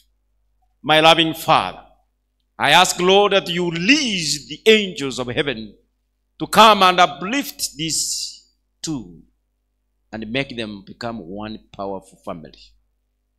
Loving Father, give them excellent blessings. Give them the purpose for their marriage. My Father, do a revelation of this union so that it becomes unique in this universe. Give them the privilege to serve you. Make them your servants in your church. My Father, I'm asking that you be number one, going ahead of them into their house where they will spend part of their time as a married couple. Open their wombs to give them the blessings of children. Open their opportunities and fortunes, not to become miserable in this life. Whatever that lies ahead of them that will become an obstacle, remove it in this prayer. My loving Father, it shall give me great joy when every morning, every day, and every evening shall be receiving news that Brian and Ruth are prospering in everything they do. May your presence be manifested in this union forever, for we pray this in Jesus' name. Amen.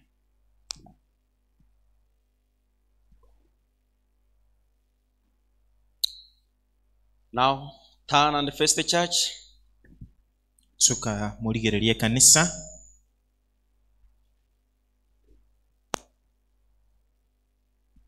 by the same powers, ase chinguru I now echiekyo present to you Mr. and Mrs. ndaiteko baretera What's your abancha. Kikisi name, Brian? Machora. I now present to you bono ngo baretera ndi Mr. and Mrs. Machora. Mr. and Mrs. Machora. They are no longer youths. mbali bono They abasaya are adults of age bono abanaba who ntabanene have been given all the privileges and the powers pertaining baikerekemo n'echinguru kyonsi to the marriage institution. ase enyomo. Go and enjoy your life. I have given you those powers. Begin nabaire chinguru echichaka any time from now in Jesus' name. ngakichinde kyonsi gochakira bono. Amen. Bali mnyoma ine bahari gani bateri wala mmeona weza kuwakaribisha abasaye bose tena vijana wote muweze kusimama abasaye bose tena igoro vijana wote simama bakiro kwaheri batai bye bye wape kwaheri we will soon join you there antuba join bwango iga. Thank you and God bless you. Mbiya mono na Nyasaye abasesenie. Let me ask the parents to Ruth stand up. Tigambolie abayiboli ba Ruth batenene inchwa bono liyo mwabanga abasaye bona abana umukungu n'umusaja njoo hapa muweze kusalimia sasa bona bwana nabii bajenjirie form sasa ni watu wazima sasa. Tigambolie abayiboli ababere wacha niweze kuuliza wasasi wawili transfer your parental blessings to them. Sasa ebu muweze kuwapa mibaraka ya uzazi. Batebi banyora abana kama nyenye wazazi waweze kuzaa watoto bautero moikabwo boiboli waweze kuwapurizia pumzi ya uzazi. Injo bano baho bisiye chongea. Amen. Mwari kondo. Amen. Ubekere kondo aliga. Tigakwana mangana yegweke. Nyasaba seseni twabaganeirie wasya abantu na ng'ombe. Amen. Andi mutigara somo nene. Amen. Amen. Omongi na kwana yao. Mama aweze kuongea yake naye. Kubwade toko boko. Brian. Sawa seni. Chinga kijonsi. Alimo tuaro bwanjani chinga kijonsi. Amen. Mutigara bia. Bia mama. Amen. Thank you. Ruth. Ogeando bia. Maskani. Ani sawa seni. God bless you. God bless you. Wabariki. God bless you. Thank you. Wabariki. Moria Bible ba Brian. Wacha niweze kuuliza wasasi wa Brian. Tena mwaligania bananka. Nanyi muweze kusimama mkaribisha watoto wenyu nyumbani. Na mwabatebi ngankalia twabaire bisibyo Bible. Na muweze kuwatakia bibaraka ya kuwa wazazi. Thank you. Brian, my son. Mbia mona se amasikani kwa rurasi Nyasaye naende twabaliganiri nkamono na twabaganiriye ogoseboka torale chimbande chinyinga sobonge mono omone nabasesenie asikirinchira na asomobe mugotacho bunyanzi bwa gororoka. Amen. My daughter Ruth, karibu mbia mono asinginchi wanja wo umuano yo itoro Brian twakwaliganira mono asenka naenda kwagerire nka yaito bono ya mentakire ne kanisa yaito boigo naende motenene asinya saibo tambe tosemeretie nga kwetera asole twamentakire mono naende Nyasaye tigaba sesenie aigore chinda cheino mono pia mono asoi. Amen. Res koraba kwani omwana mwebisyo mwaliganika mwaka tena mwino sana mwana one Brian nabari aniya senkelia enago mwana nabaseseni naenda agenderere ko balenda mbia mono sana so bugima mugo chikoma moko gendere. Thank you. Thank you. Mwana one Ruth karibu sana ninko aligane tinka aliwone na abeire no magoko monene naende ningo gethama na gokorora karibu sana tusange na agokire mono. Amen. Karibu no turamu na ranga Ruth na bagocha kuchenjie kara yabwo oletire kare ngao mwari gusaba boigo tenaga monyanchire nkore something very small abayibuli mbara abengejo sana mnikubarie kuna wazazi wa maana sana hapa ndani. Omogaka Aurora nomonge na Abigail. Where you? Abigail, Aurora, hawa wazazi Bible walitiga bacha tima yetu so mwana inonacha sijui kama wale wazazi haya ama yule mtoto alikuja hapa njungu njoo tafadhali. Aba n'abashiriki bane ba Nyakiore district. Hawa ni washirika wangu wa Nyakiore district. Igo bari kikolera kya omwaka Kefa no mongi na Nyang'ara. Ni Korearas wa Nyang'ara na Mzee. Nabo bagera nkamanya abayibuli aba kero abayibuli aba nyoro bokongwa sokurara kwa bana babo babira bamura. Walinifanya nikatambua wazazi wakati watoto wao waliweza kuaga dunia. Ando mongi no ya bigari andenga pastor na agokire nayo jukubwata ni nyangi ya Brian na Ruth. Na kafurahia. And I was very happy to see you when you entered the church. Brian. God bless you. Biamono. Omoisiko yo Kalista no yo Abigail no Rora. Igari mukamo muro Keva na Ruth na Nyang'ara mwako ina rara na erogera nkamanya these parents. That's why mwaro mongi na Nyang'ara kuyeria mariga, because na siria bana bae babere wangoiga. Because of that nabona ran call this wedding in a style ya saba seniors ogocha. I know Kalista has traveled from Mombasa because of this wedding. Na tiganya sai abasese mano na Joyce Matiang. Can you stand up, Joyce? One thing I came to learn that the Matiang family, represented by Joyce, who was my classmate in high school, who is very, very close to this family. And because I know your sister Esther is watching and following this wedding from UK, Canada, Namo tevetinga past njengo jugwade ni nyangi akawaka sana inchuna yo akwebicha arolenga I recognized your family because of this.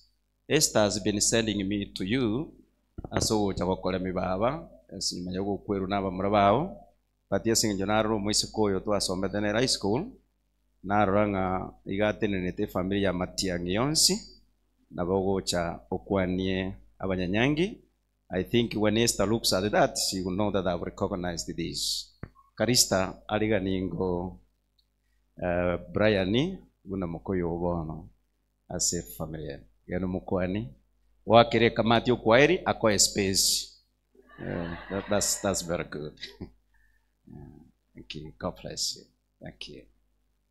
Thank you. Wonderful. That's good.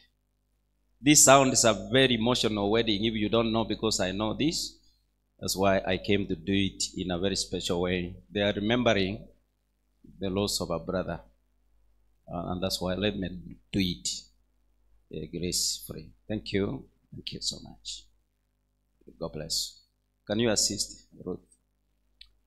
Tigamborie mongina Abigail, oakere Ruth okwaeli. Na endo aligani Brian nikoba part of this great family. Thank you. Thank you. Thank you. Thank you. God bless you. It's a very emotional wedding, I know. Thank you. God bless you. Thank you. Thank you. Thank you so much. God bless you. It is the duty of Brian to do the necessary, because that's your sweetness. I gave you a unique sugar cane today. Mark Aurora, you can do the same. So ko Arigani Brian na wakira Ruth okwaire bamenya bya ase omarembo eyo. That's good. Thank you. Thank you.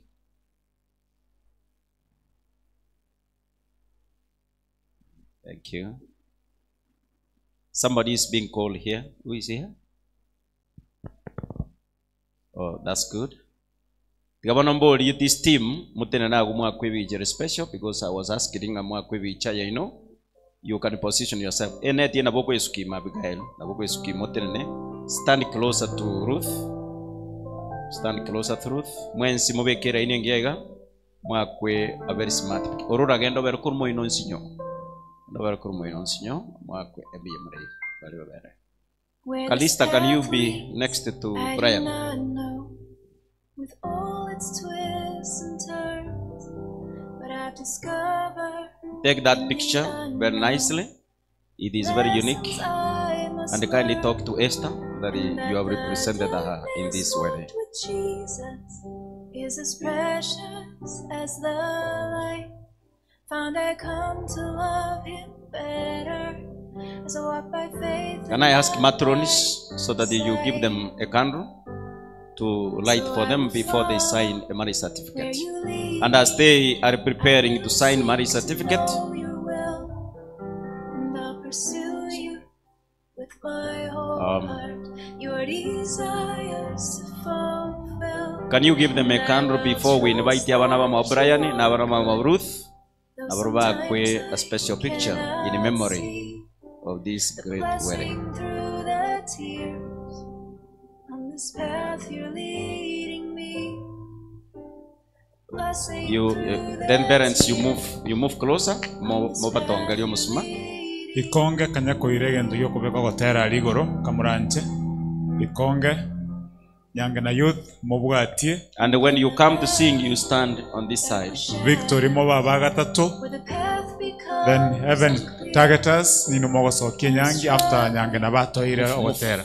So ikonge ogotera yura. Bwatera na mwenda mo batongalio musuma. Bwatera no musuma mo batongalio. Where not long ago we climbed and claim again your promises that I trusted at the time. And I will follow. Oh, thank you. Thank you. You can now get seated. Get seated because Joyce, thank you. God bless. And I'll pursue you with my whole heart. Mkundi, you are part of that team, the family. And I will trust that you are good. Thank you very much. Now the family is taking a photo. Abana ba Brian, Nyakundi, abana ba Brian njua mwa picha na abana ba Ruth, Philip, njumwensi agere togenda kusaini marriage certificate. The sisters kindly omonge na boyani na ora seviche yo no moaka. Seviche ye family. It's important. Where you proved your love for me.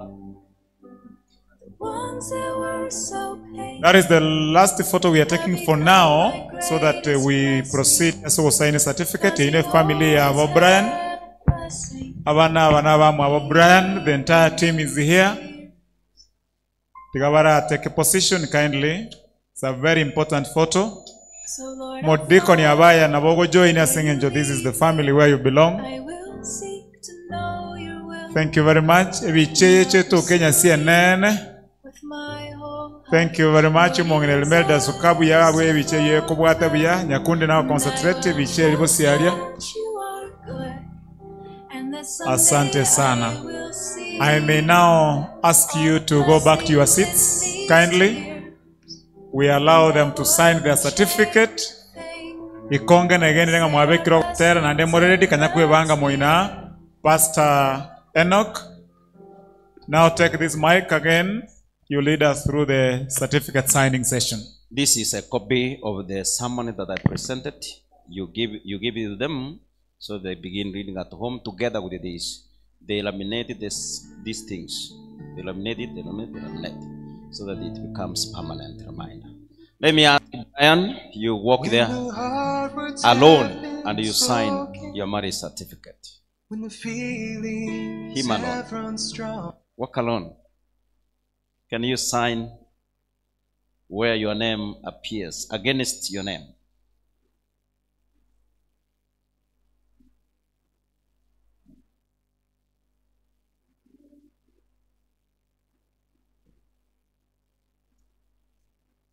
Oh, it's okay. It's okay. It's okay.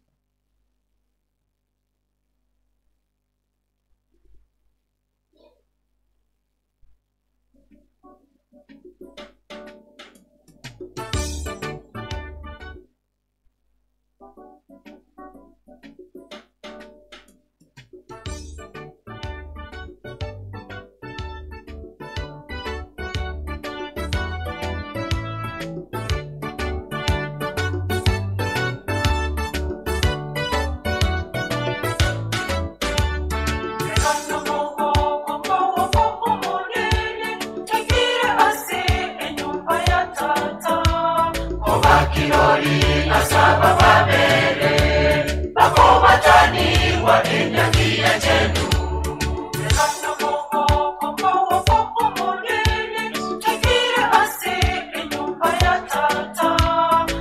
makirori asaba babere bakobatani wa enyangia chetu mugenderere komenya n'umurembe mugenderere wajanege wakambe warene naba ebisogo tambe asobo imamura menye asese mugenderere komenya n'umurembe mugenderere wajanege wakambe warene naba ebisogo tambe asobo imamura menye asese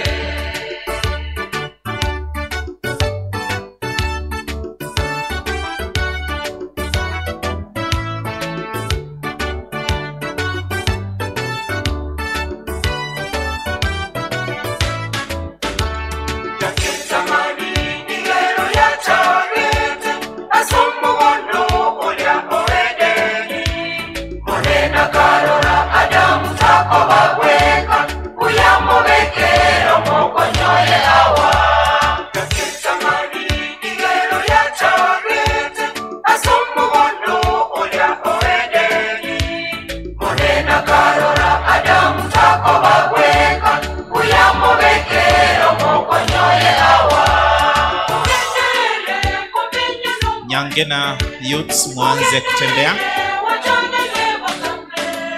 warene naba ebisogo tambe asobo imamura menye asese mugenderere komenya n'umurembe mugenderere wajanege wakambe warene naba ebisogo tambe asobo imamura menye asese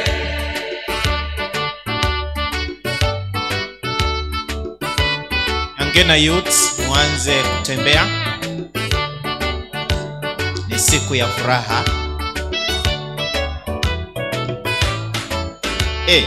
Nyumba ya ino mobe itwe abarosia bageni barya basiba ko batara mobe no wanjani ase abantu bosi enyumba ya ino nesese iwe bono nyumba ya ino mobe itwe abarosia bageni barya basiba ko batara mobe no wanjani ase abantu bosi enyumba ya ino nesese iwe bono mugenderere komenya n'umurembe mugenderere wajanege watambe warene naba ebisogo tambe asobo imamura menye asese mugenderere komenya n'umurembe mugenderere wajanege watambe warene naba ebisogo tambe asobo imamura menye asese Watakaofuata ni vijana wa Nyangena, na hili ni kanisa langu. So mimi niko nyumbani.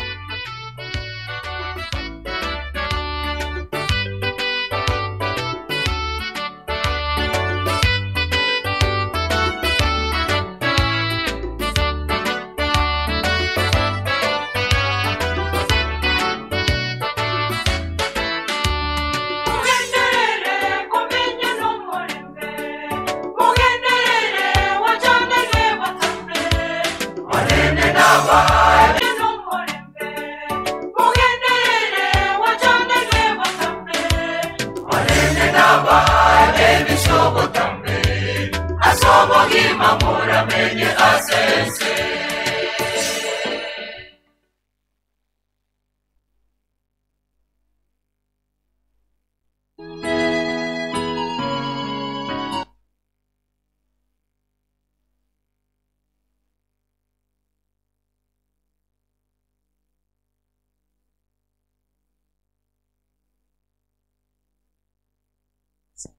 Ni vijana wa Nyangena, watafuatwa na Victory.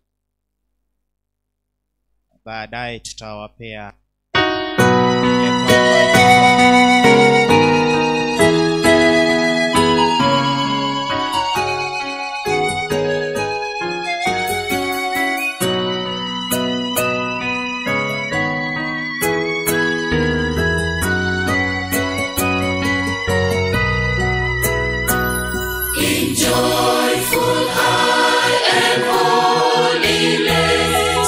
soul a grateful voice will raise, but who can sing the worthy praise of the wonderful love of Jesus?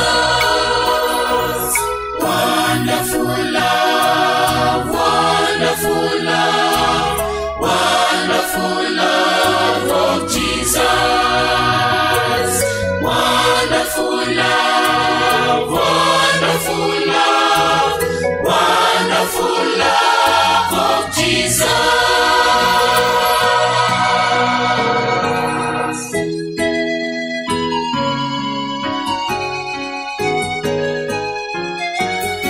Victory mkue tayari. Victory mkue tayari tafadhali.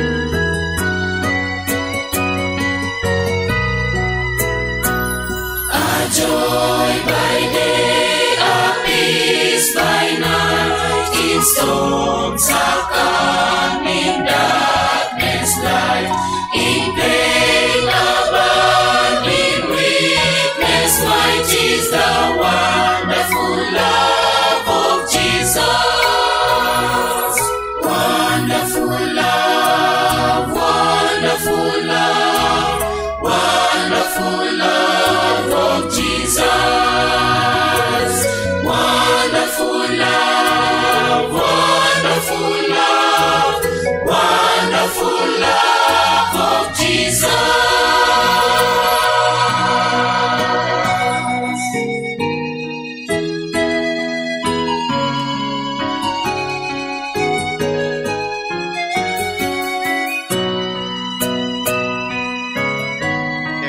Debora uweze kusongea hapa kwa hii picha. My hope for pardon when I call, my trust for lifting when I fall. In life, in death, my all in all is the wonderful love of Jesus. Wonderful love, wonderful love, wonderful love of Jesus. Wonderful love, wonderful love, wonderful love of Jesus.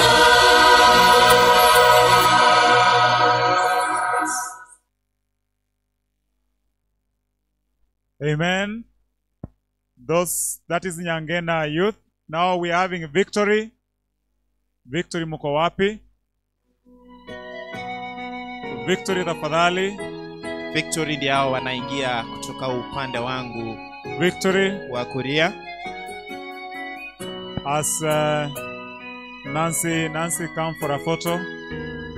Nancy and Abaya come for a photo. Tukujie picha hapa. Victory wakijipanga. Njoo tupiwe picha. We also need this photo here.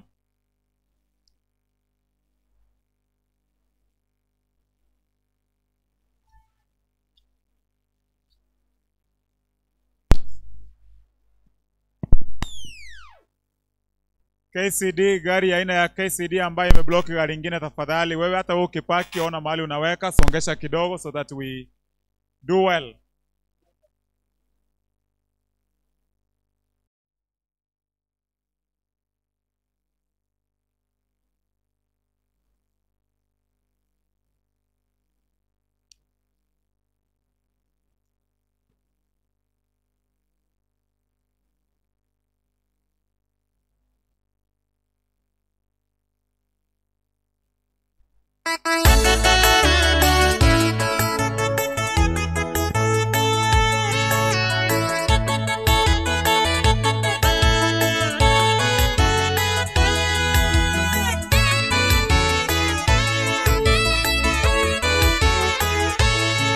Leo ni furaha tele tele, tumekuja kushuhudia.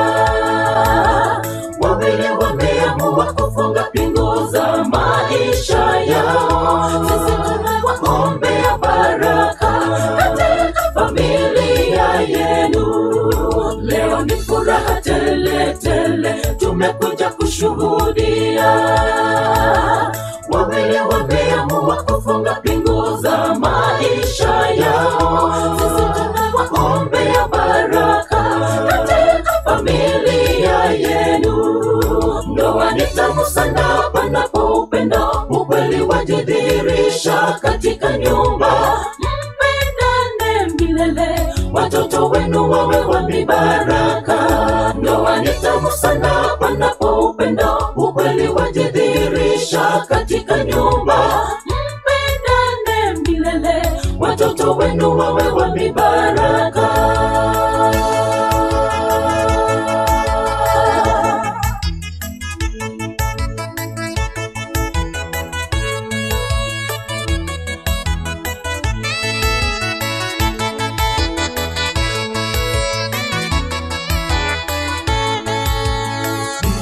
Mpende mke wako milele. Mkemtii mume wako siku zote. Wapende majirani zenu, wakaribisheni wageni nyumbani. Wapende majirani zenu, wakaribisheni wageni nyumbani. Mpende mke wako milele. Mkemtii mume wako siku zote. Wapende majirani zenu, wakaribisheni wageni nyumbani.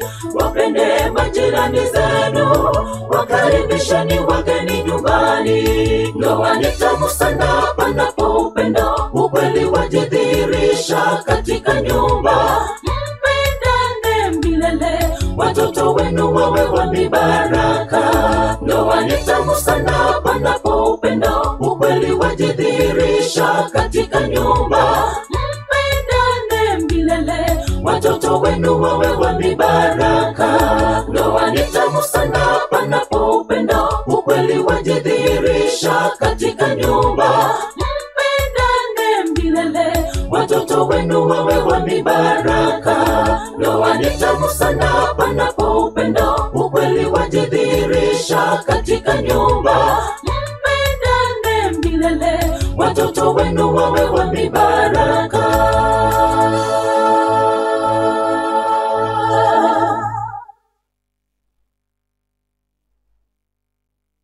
Asante.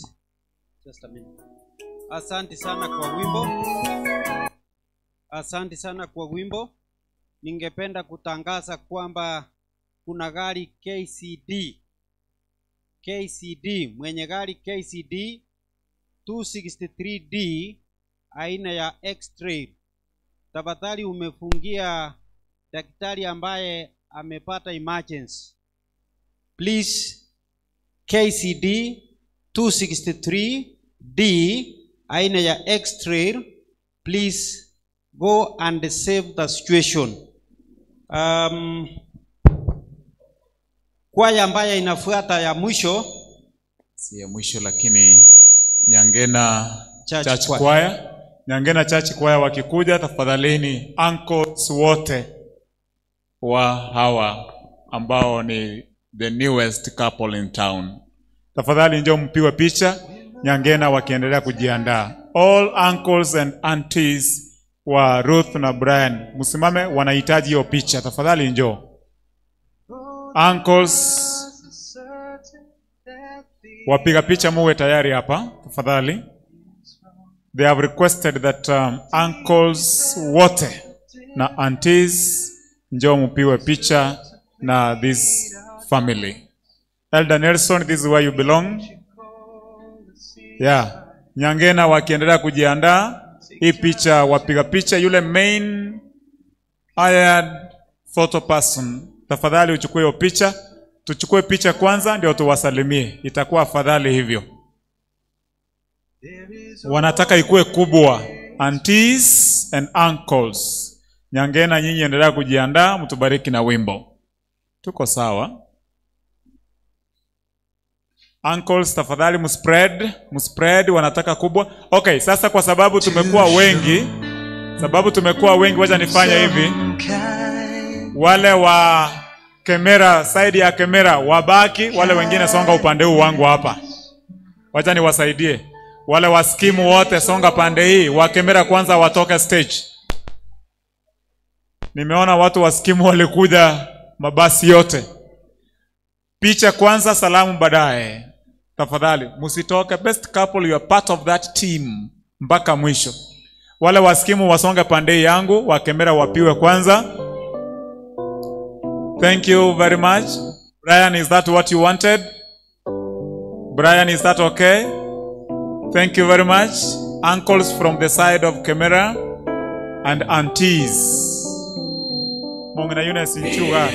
Chu side yega.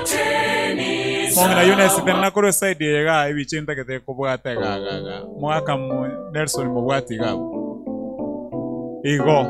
Thank you. Wapiga picha sasa. Do your part. Si mumeona hiyo imekuwa sawa. Tusonga nyuma kidogo. Those smiles are good. Mwaka mokuambi ya mono sana.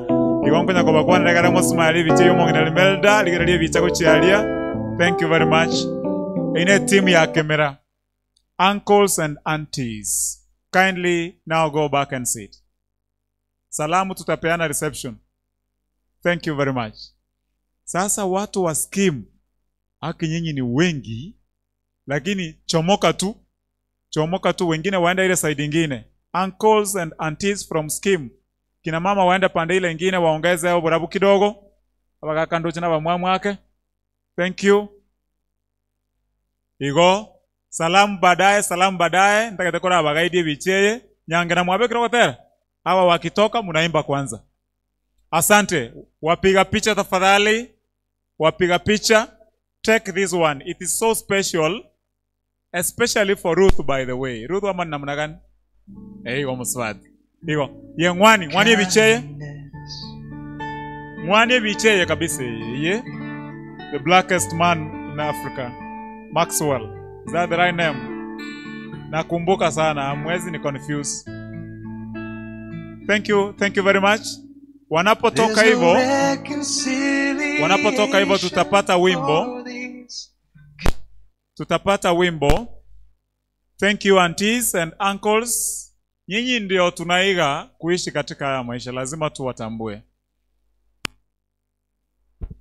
Nyangena now, they are giving us a song. Please. As even target asimujianda harusi nje.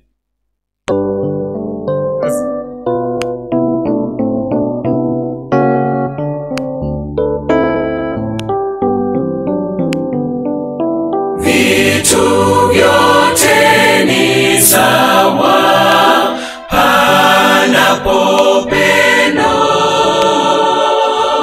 kila sauti tamu panapo pendo,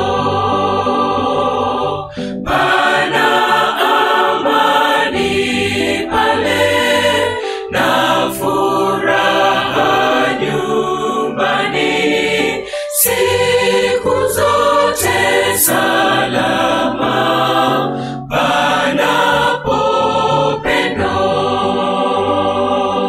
panapo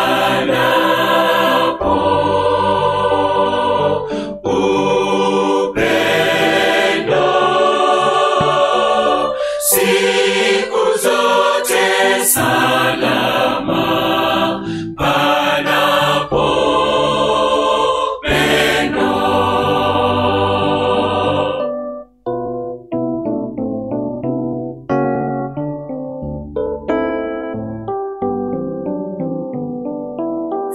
Furaha inyumbani panapo pendo, hapana machukizo panapo pendo, chakula ni kitamu. Advance ministers, chukua wimbo pale. Advance ministers. Heaven targeters mkuwe tayari. Cousins wa Brian na Ruth, muwe tayari for a photo. Cousins to Brian and Ruth. Wanza kukuja pande. Cousins to Brian and Ruth. Siku zote salama panapo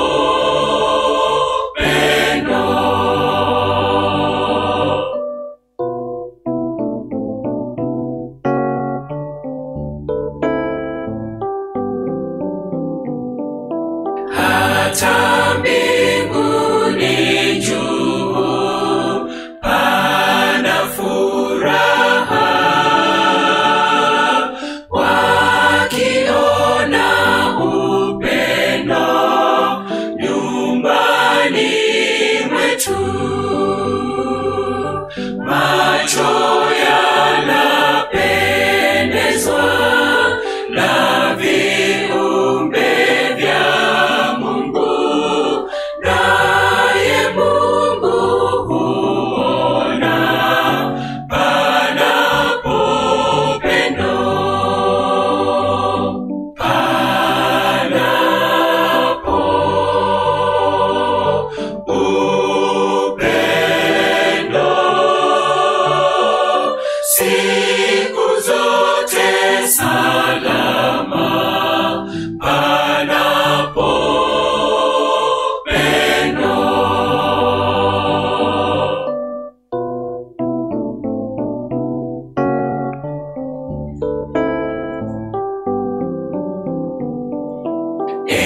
Yesu niwe wako, wako kabisa,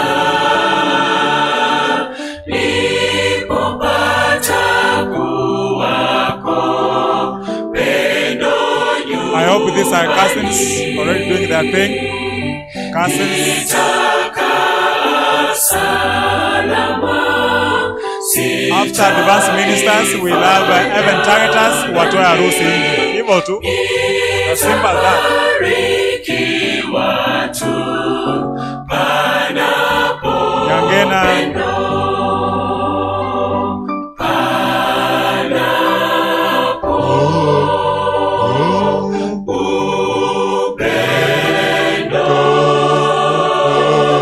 Siku zote salama panapo pendo.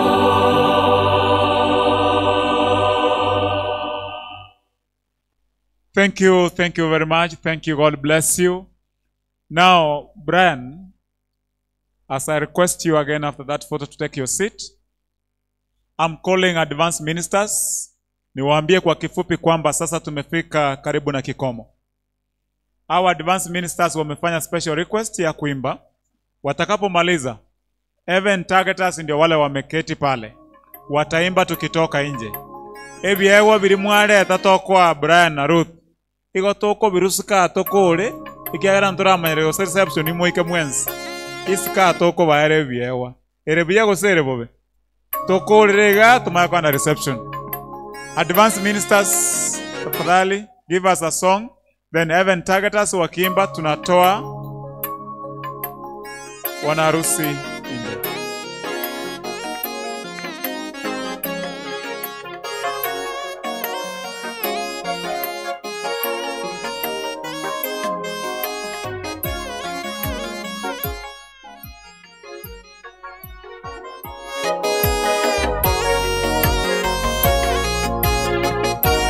Nimeambiwa kwamba Nyangena Women Ministers hawajaimba, tafadhali kuja hapa. Nyangena Women Ministers mutaimba ndio hata targeters waimbe. Nyama zako, mifupa yako, mpende kamlinde mtunze kwa hali zote, kwa maana apataye mke mwema ni zawadi njema toka kwa Mungu. Bwana harusi, jua jambo hili, huyu si mjakazi umepata, bali ni ubavu wako, nyama zako, mifupa yako, mpende kamlinde mtunze kwa hali zote, kwa maana apataye mke mwema ni zawadi njema toka kwa Mungu. Vumilieni siku zote panapo upendo, uelewano, amani vidumu kwenu, Roho wa Mungu awe kiongozi. Vumilieni siku zote panapo upendo, uelewano, amani vidumu kwenu, Roho wa Mungu awe kiongozi.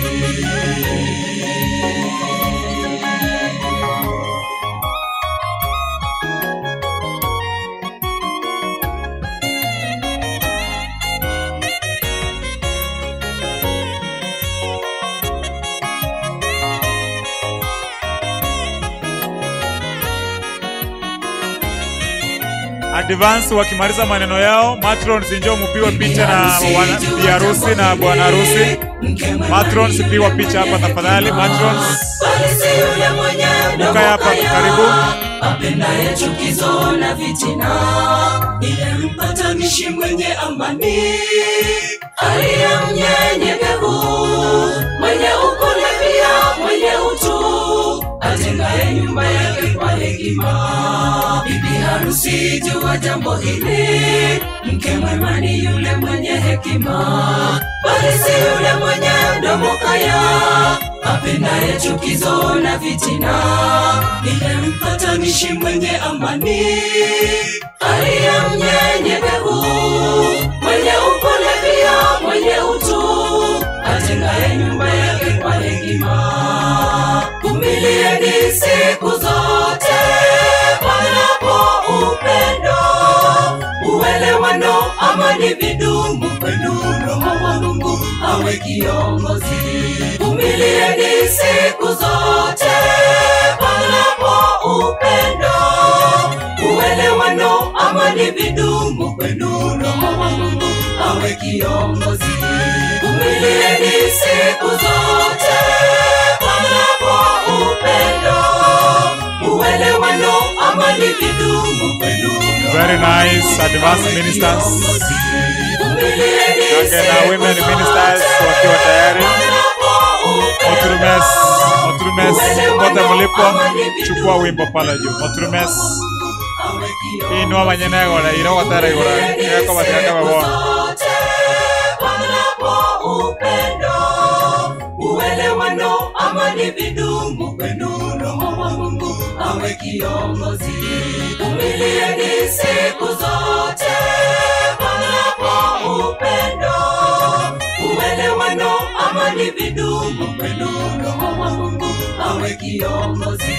Vumilieni siku zote panapo upendo, uelewano, amani vidumu kwenu, Roho wa Mungu awe kiongozi.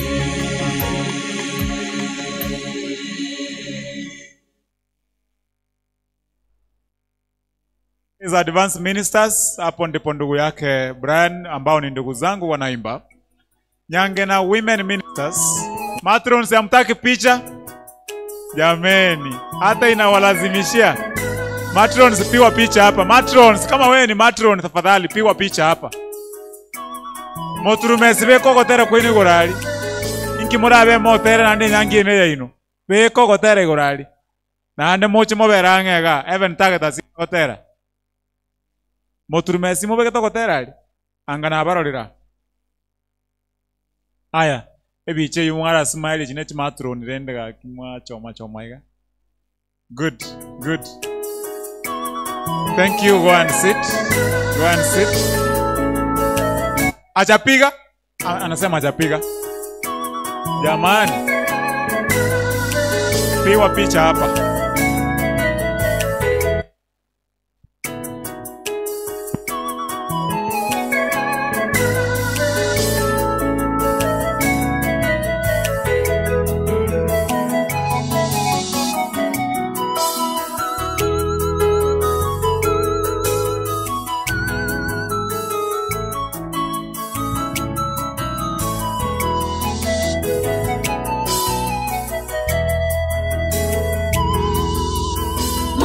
Kaona si vema Adamu awe peke yake, kamfanye msaidizi wa kufanana naye, ndipo kamuumbia Hawa toka ubavuni mwake.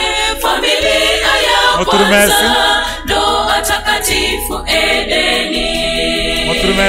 Mungu kaona si vema Adamu awe peke yake, kamfanye msaidizi wa kufanana naye, ndipo kamuumbia Hawa toka ubavuni mwake. Familia ya kwanza, ndoa takatifu Edeni. Mungu kaitazama akasema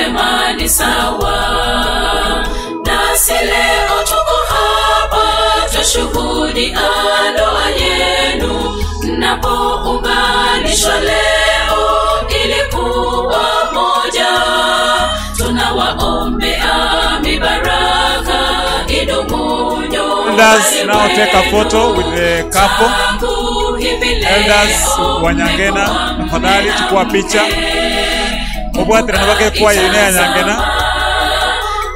Picha, cameraman, take this photo. Mnapounganishwa leo ilikuwa moja, tunawaombea mibaraka idumu nyumbani mwenu. Tangu hivi leo mmekuwa mume na mke.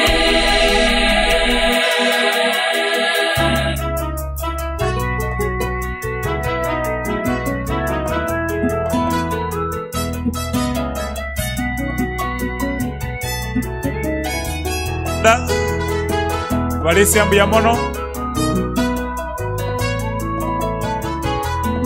Kanya kwariganisika kwa stokolwere byewa even targetas after moturumesi mobang moturumesi na abaranga irege kasana na wana abaranga rikaleiga kakingi motaraikera Bwana harusi kamtunze mke ompendwa, uwe kuhani mwema nyumbani agizavyo Mungu. Biharusi mti mumeo mkatunze ndoa yenu, utukufu wa Bwana ukajae nyumbani mwenu.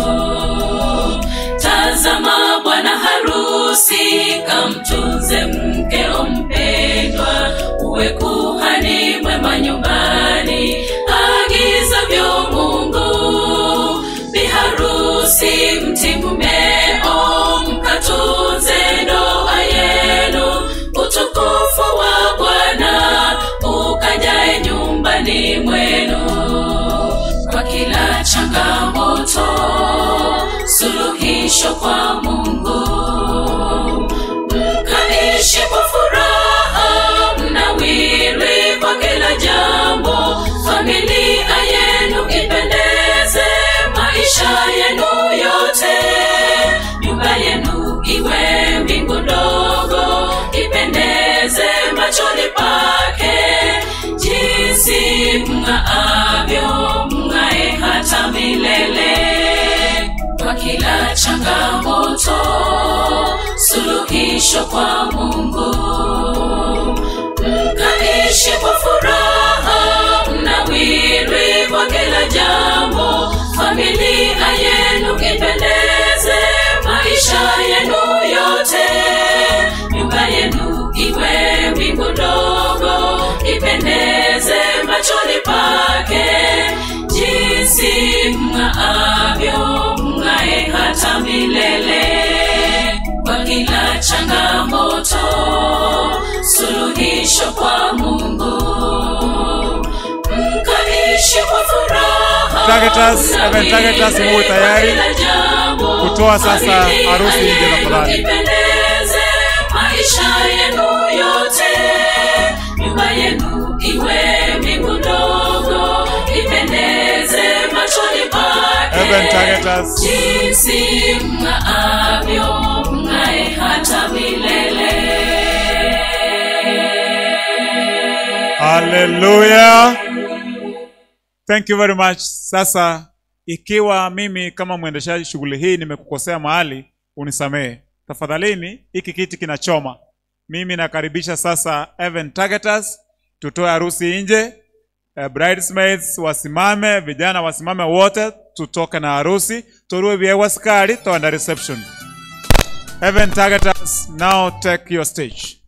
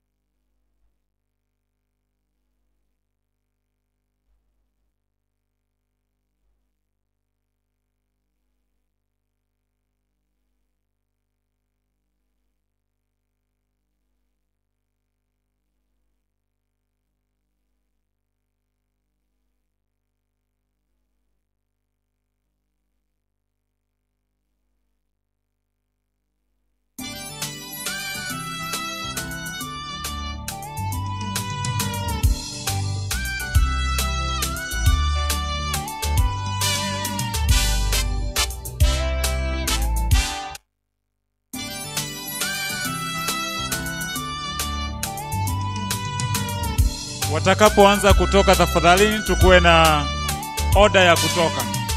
Harusi, wale walio machi, wale waliokuwa hapa, watoto wote watawaandama. Wale ambao wanatoka, tafadhali tusubiri kidogo. Tobo serabu Bwana asipojenga nyumba, wajengao wafanya bure. Asipolinda mji, alindaye akesha bure. Itakuwa ni baraka kwenu mkimtanguliza Bwana katika njia zenu zote, maisha yatanawiri. Itakuwa ni baraka kwenu mkimtanguliza Bwana katika njia zenu zote, maisha yatanawiri. Bwana asipojenga nyumba, wajengao wafanya bure.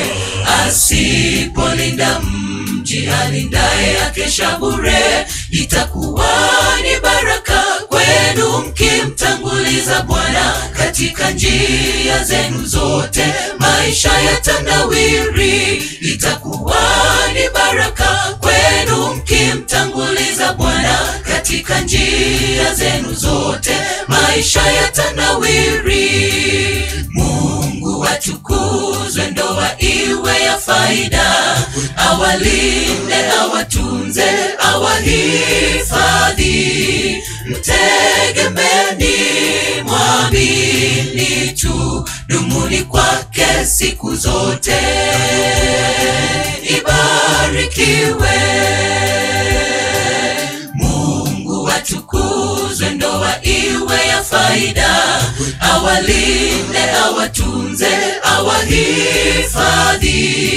Mtegemeni, mwamini tu, dumuni kwake siku zote. Ibarikiwe.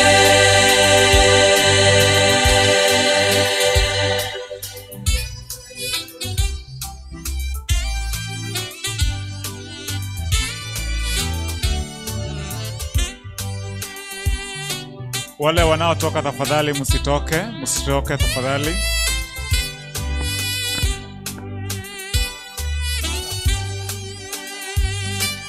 Mpende mke wako, mtete, mlinde siku zote. Dumisha amani, waongoze wote kwa Yesu. Weni kuhani wa nyumba yako, sasa mtangulize Bwana katika njia zenu zote, ndoa yenu itadumu. Weni kuhani wa nyumba yako, sasa mtangulize Bwana katika njia zenu zote, ndoa yenu itadumu. Mtii mume wako, muheshimu, nyenyekea kwake. Mchapa kazi, mkarimu, mwanamke mwenye busara. Mwalimu mwema kwa watoto wote, ili wamjue Yesu katika njia zenu zote, nanyi mtafanikiwa. Mwalimu mwema kwa watoto wote, ili wamjue Yesu katika njia zenu zote, nanyi mtafanikiwa. Mungu atukuzwe, ndoa iwe ya faida. Awalinde, awatunze, awahifadhi. Haya, sasa tunatoka. The newest couple in this city. Dumuni kwake siku zote. A brand new couple in town. This is the one. Mr. and Mrs. Brian. Awatunze, awahifadhi. Mtegemeni, mwamini tu, Nyange kunere kolorisa karaime. Ibarikiwe. Mungu atukuzwe, ndoa iwe ya faida. Awalinde, awatunze, awahifadhi. KDJ 291F, tafadhali songesha hiyo gari. KDJ 291F, tafadhali songesha gari yako popote ilipo. KDJ 291F. Mungu atukuzwe, ndoa iwe ya faida. Awalinde, awatunze, awahifadhi. Mtegemeni, mwamini tu, dumuni kwake siku zote. Ibarikiwe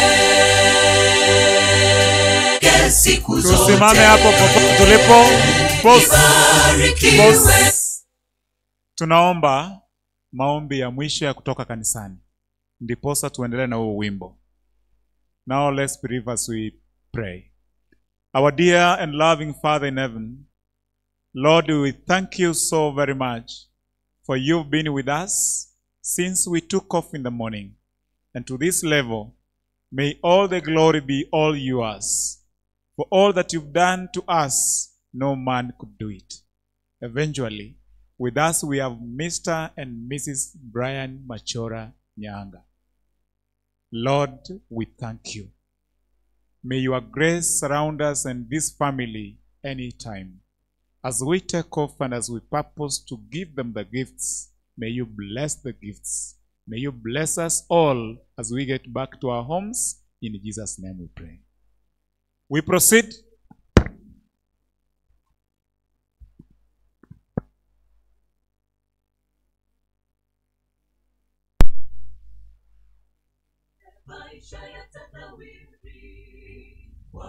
Asipojenga nyumba wajengao wafanya bure, asipolinda mji alindaye akesha bure. Itakuwa ni baraka kwenu mkimtanguliza Bwana katika njia zenu zote, maisha yatanawiri. Itakuwa ni baraka kwenu mkimtanguliza Bwana katika njia zenu zote, maisha yatanawiri.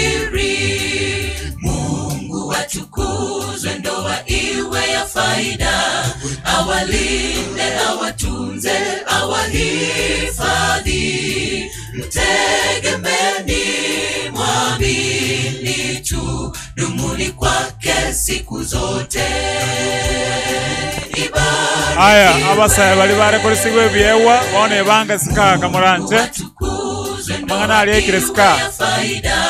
Ayaso mulisi yale binde binyaguseni kwa sika kamuranje. Abasaya baito Natura baganya na ubako match kurumaya ali ana ubagocha. Ibarikiwe.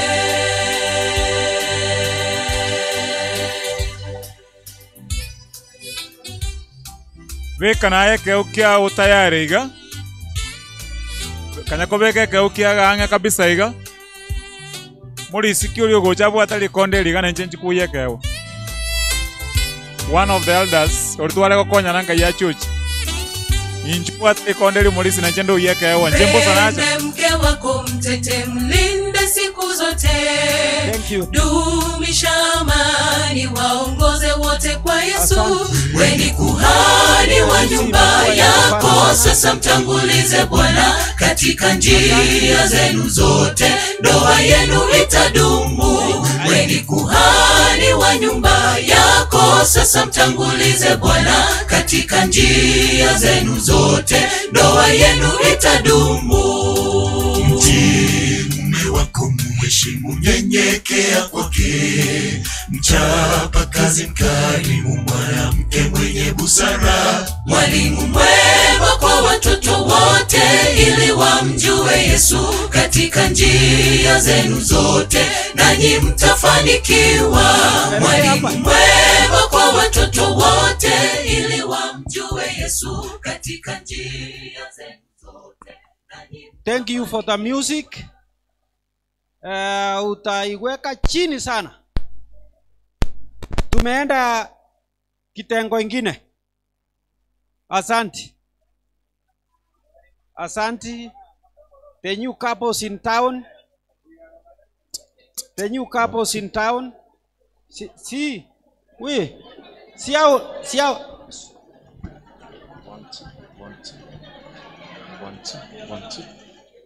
It's okay.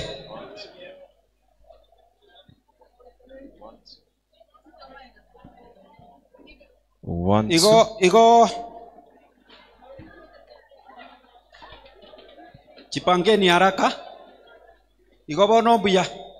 Brian igo bono enkoro mbiye gwaka. Wale ambao muko na gifts, pangeni laini hii ya mkono wangu wa kulia. All those with the gifts. All those with the gifts. Bali mubwate byegwa. Injuga moina. Ama igo murisha korunyange no monene. Utanganira. Onde bwansi obwate kegwa. Kamuranche oyo obwate kegwa nchwa. Wacha nitangazie hao. Nasema kama uko na gift, pangeni laini kutoka pande hii.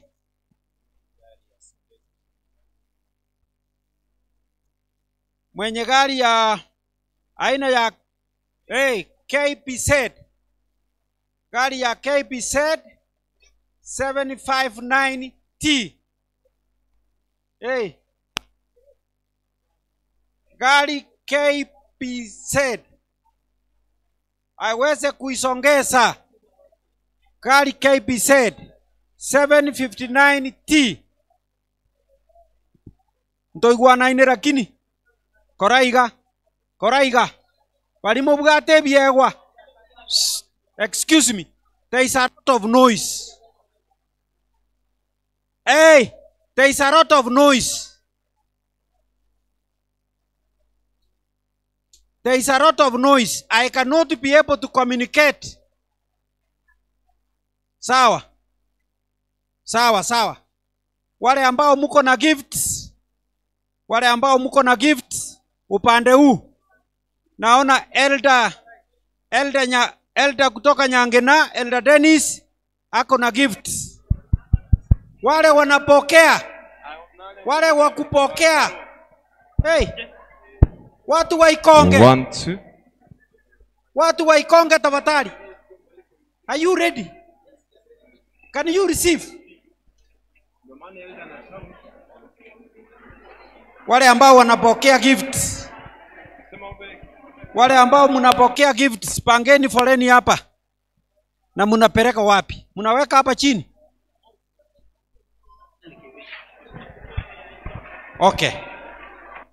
Elder Dennis, mpige picha ndio hiyo. Mpige picha ndio hiyo. Asante. Mpiga picha. Hebu pindua mzuri, ipigwe picha mzuri. Yes, that is very good. Asanteni. Sasa pokea. Ingepita kwa mikono yao. Nyangena Women Ministry. Yes, Nyangena Women Ministry ndio hao. Asanteni. Asanteni Meren, asante. Naona Sora mahali ambapo Rutu anakaa. Wamejipanga. Haya. Nyambeki, asante sana. Naona youth hapo nyuma yake. Asante ndugu yangu. Asante. Wale ambao wanahusika na gift, please. Asante. Asante. Weka gari pande ile.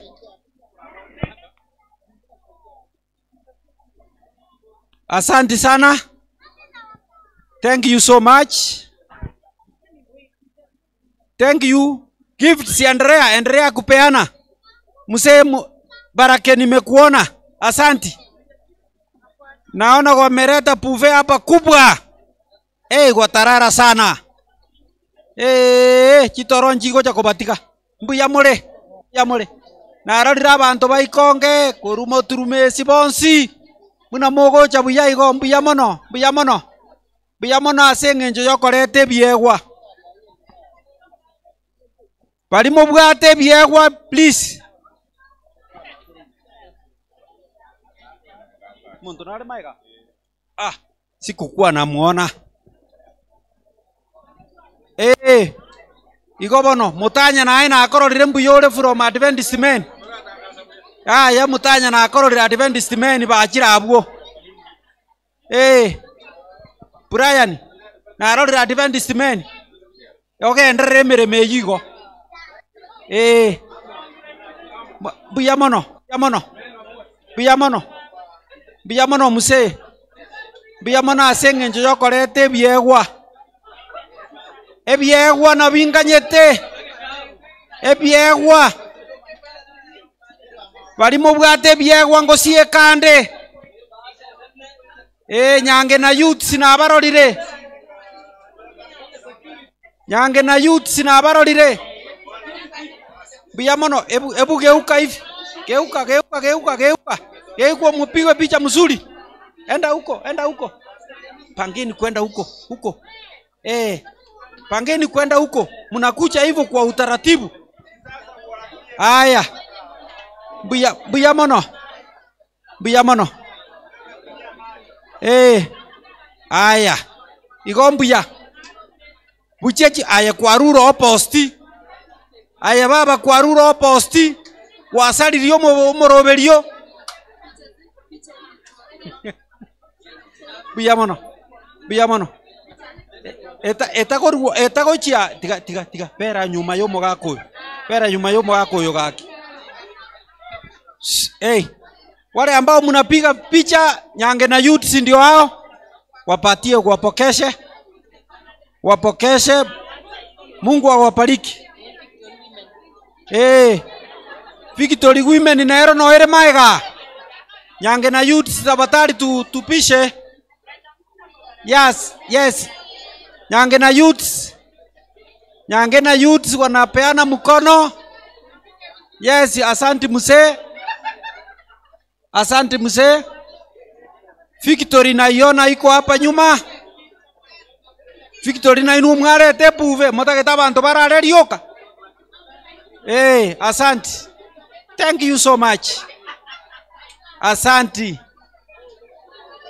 ngokora tore omoyegoyo iga ngokora tore mbuya mono gosalimurira ini suka maega iga norio kororoka nebicha nerega nae suka keigo uchimuino aya bono sukaria igo no ya sukiga suka keiga igo suka maega sukaiga igo basi ndoje ngambuya kore miaka menene bera so abana aba mbako na gukumiga mbuya mono ikonga chaji nero noere ondete yogo tugumaega wale ambao wanapokea gifts tafadhali rora mune nyangi yabe irengiya abantu bonsi batakeire Ruth na Brian amaya abantu bonsi batakeire amaya buya mono sana buya mono ikonge yarure ke agukiaye buya mono kanisa kiye ekene kiao moturumesi maiga bono maiga marangeti abuchira mpaka chipaketi no chira buya mono ekanisa ya Victory Adventist men igoba Brian egasi echoirie ebwate keregento ekebiriti ngobagorera tole nchira kwenda mwende mwokie muratoroserie chai ondo begete gari compound rero gorari gaki twatangasire sana anda tosukere eganire twatangasara gorari kamuranche montato sukere KBZ tafadhali KBZ 291D tafadhali tosukerie gari eria buya mono tiga kobuchie riogi buya mono egari KBZ ero mochirogoro maiga ye kanisa gaki sukera abande kamuranche thank you so much as a gift gosieka tore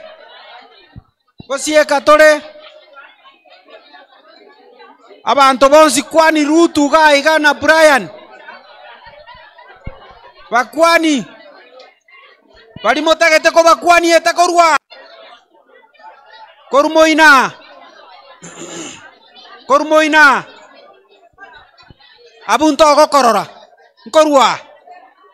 Nkorwa to go korora. Biyamono. Bono mubange kogenda sa abantu bago jikoragera. Mubanga sokoragera.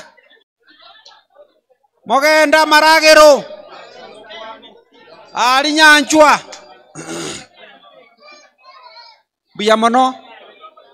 Biyamono asanti sana. Abantu baikonge, abantu ba Muturumesi. Abantu bonsi bakemera. Biyamono abantu bonsi. Aye nabuga byaerire. Gendera igobono. Hii foleni ni mzuri. Asanti sana. Asanti. Biyamono sana. Aya oko gamba maega. Kogamba maega. Suka ko jimotwe. Thank you so much. Asanti sana. Bake kerogo na kerorira. Bono. Otatigarere mutare tabibere. Abantu ogojigo ikaransera nanga kinkerogo. Biyamono sana. Biyamono ase kerogo. Biyamono nimeona gifts kwa wingi. Asanti sana. Packet bago jikobeka mache. Na yerorire. Na rorire chibakuri. Arorire abantu babegete jitamo sikikarema. Ebintao wao. Biyamono. Kogenda tole. Nyanchwa togochia kuragera. Nyanchwa. Asanti. Tuwaisire gukura. Tuwaisire etagochia. Pokesa. Biyamono. Balimore para nebyegwa nchwo. Balimore para nebyegwa twakorire. Ali nyanchu no kuragera woka. Nechinkwana chinyororo. Ama nogo chenga. Egento giachira ekenene ntamanye nkieke. Ne fridge ne dispenser nkieke. Gento giachira ekenene. Timora kerora. Gento ngera gwo motoromba. Biyamono sana. Bono na kerorirake. Maiga baka youths baretire byegwa. Mwanyoriro gosesenigwa. Biyamono. Moroje gente keimo kigoro mono. Geake bichabuya. Aetata karasuka. Yako imopokeregwa. Ake gente kie bichabuya. Mokeroje munakere. Aya igo kebwate buya. Mobase go keyeria. Very good. Aya. Bono twaikirange no moerio. Ngokora tole korwa. Bonsi oibwo moeri ngayare. Oibwo moerio. Narorire. Karibu.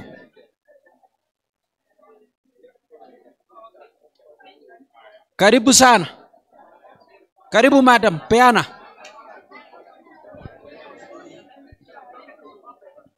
Karibu sana.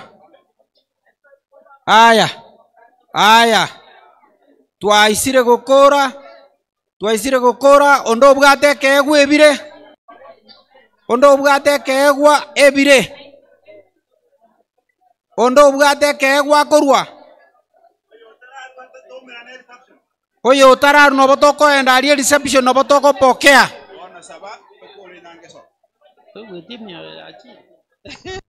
Yes, tunataka kuomba harusi itoke.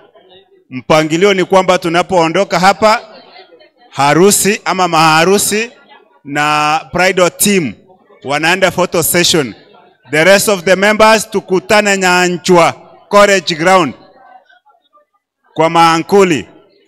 Tuko pamoja? Have silent, nataka kuomba. I want to pray, we leave this place. Yes, yes. Hiyo mibaraka imefika. Mibaraka imefika. Huyu. Excuse me. Excuse me. Tunataka kuomba. Tunataka kuomba harusi iondoke. We want to pray. Tunataka kuomba, tunaomba. Mwenyezi Mungu Baba, ni asante kwa wema wako. Hakika tangia asubuhi na hata siku zimepita umekuwa mwaminifu kuja kwetu sisi. Mpangilio wa harusi huu umechukua muda kupanga. Na leo hii tumesadiki kwamba umekuwa nasi katika mpangilio mzima. Sehemu ambayo imesalia tuachikabidhi mikononi mwako. Usafiri ambao utafanyika hadi harusi ifike nyumbani, Mungu tuachikabidhi mikononi mwako. Kuwa nasi, tufunike na damu yako iliyomweka msalabani, na tunashukuru katika vyote ambavyo vimefanyika. Ni katika jina la Yesu tumeomba na kuamini. Amen. Marching squad organize this team venye inatoka hapa. Wala ambao tunaenda photo session, coordinate very well. Let us keep time. Wengine tuende reception. Gari inapepa harusi kwa wapi ndio hii? Yule coordinator ako wapi? Alikuwa na coordinator wa hii timu alikuwa anaitwa nani? Mackenzie ako wapi? Mackenzie. Yes, reception iko Nyanchwa College Ground. Kindly tuende pale. Okay. Okay. Madam.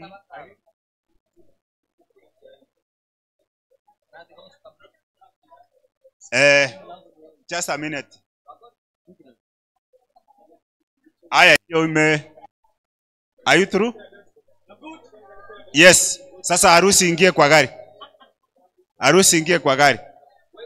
Wengine wote tukutane Nyanchwa College Ground. Ukifika kwa mlango sema wewe unatoka kwa harusi.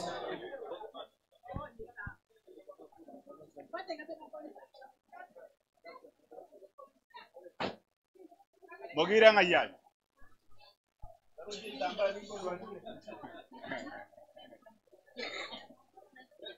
Yes.